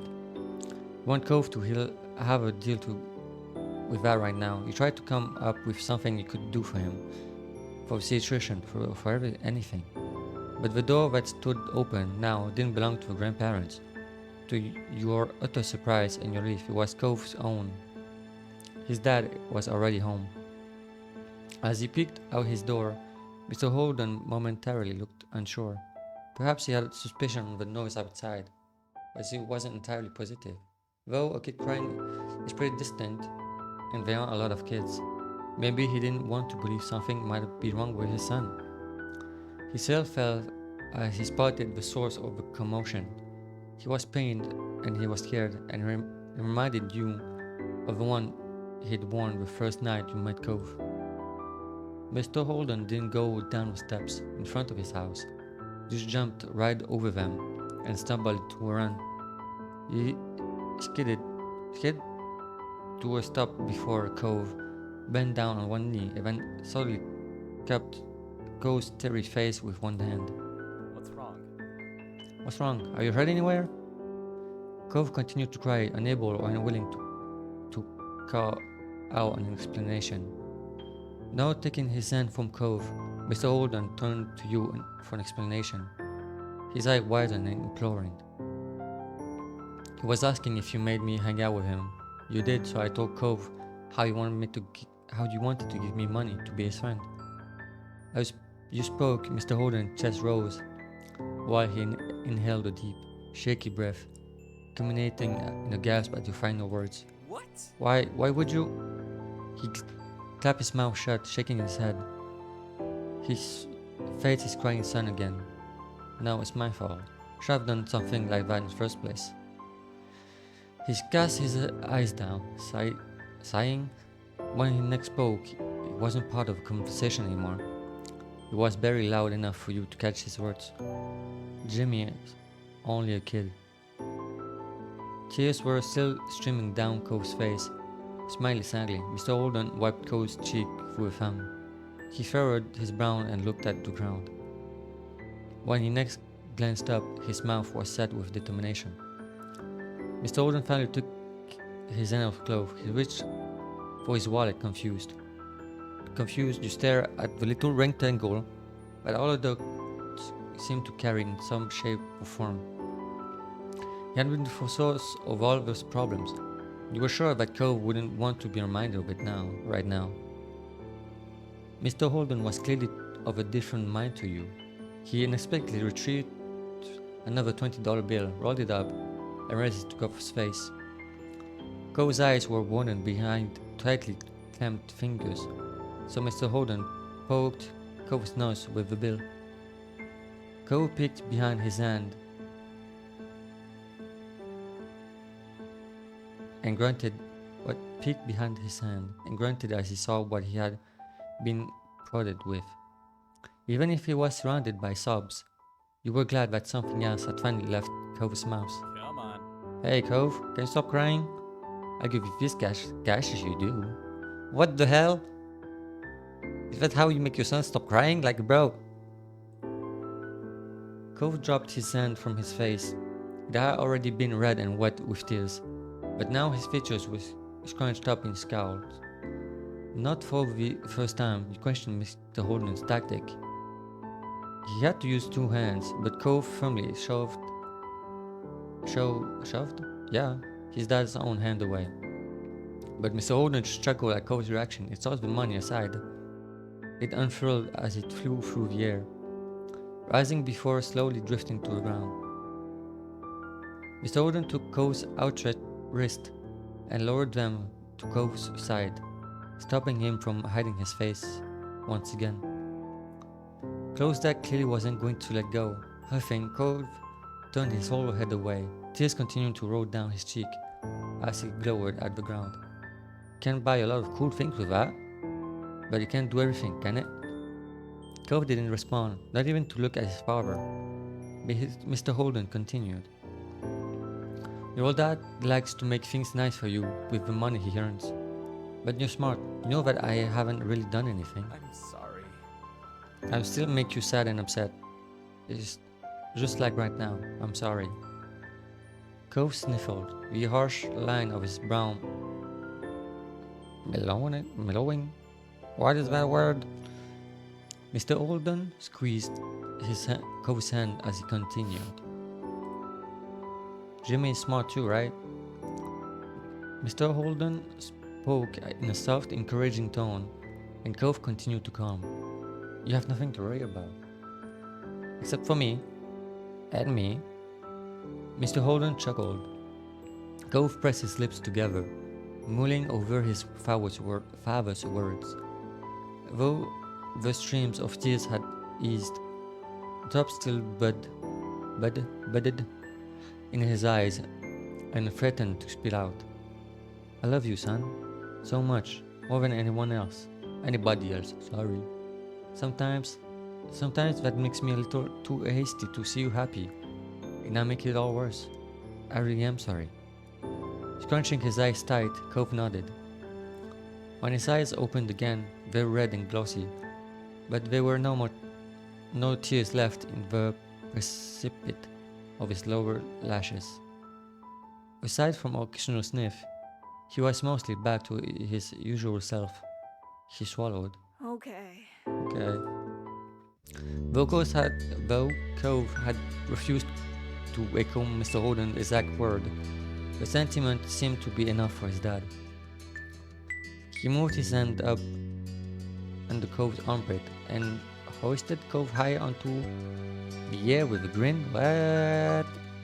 What? Cove's hand flew to his glasses, holding them back from falling off. Why is this moment so long? I don't have a voice anymore. Cove's lips were shut tight, all betrayed by the telltale smile in his eyes that he was trying hard to hide. Mr. Holden laughed,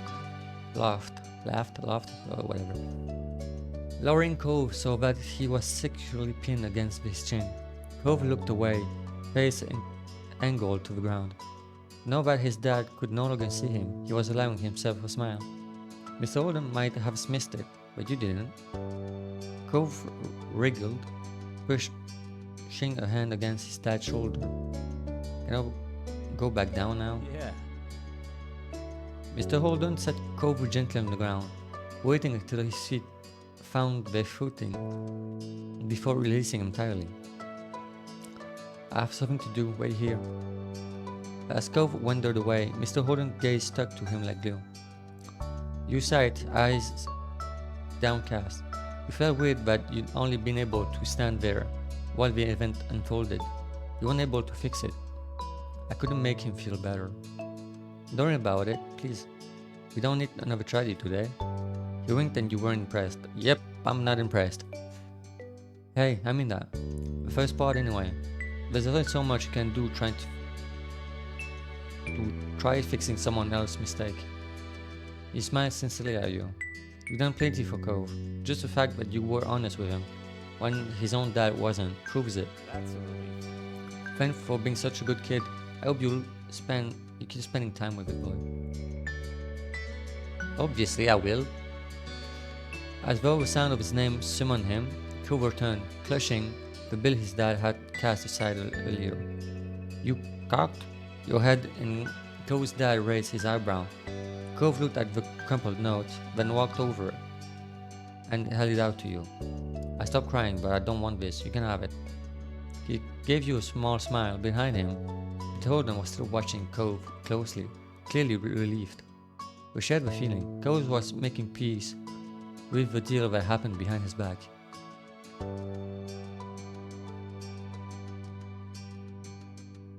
But I don't want to take his money though. Back to Cove. I don't need it. But I don't want it. You were at the stalemate. Mr. Holden hummed thoughtfully, tapping his head. He gazed up at the white sky as he pretended to give the conundrum serious consideration. I know. He plunged the bill from Cove and tore it right in two. You and Cove guy spinning in unison. Dad, you can't do anything with it now. True. It won't work at the store like this, but now we can split it. Crouching down, he held the piece to you and Cove. Both looked at the two halves. Neither of you reached for them. It still has value. It's as a keepsake, a memory. And that's one of the most valuable thing you can use money on. So, That sounds pretty good, huh? Maybe I'm getting smarter, or maybe not. Wordlessly, Cove stretched out a hand and took his half. You took yours, running a finger along the jagged edge of a bill. It was cool to think that no other note would share the exact same feature. The precise peak and through of a tear, except for Cove's, which would bear them in reverse. It did feel like there was some value left in it. Please make it stop. Mr. Holden stood up, Oh, I got a trophy. stretching his arm out casually. Well then, it's about time for dinner. Me and the regret need to be going in. You probably should too. I bet your moms want to see you. Alright, Bye. bye. thanks very much. Have a good night and thanks, Jamie. Father and son waved at you as you turned and dashed back home. The note clenched tightly in your hand. You felt lighter. Yee. Let's save. Please let me save. Please let me save. Okay, guys, this is the end. The end. Let my throat rest. I need the throat resting. My throat can't keep up.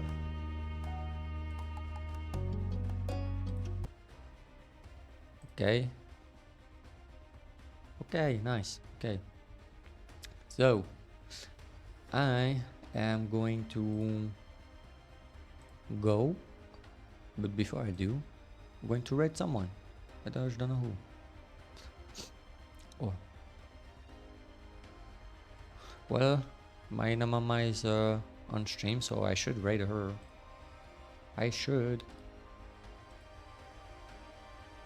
So, she's doing art.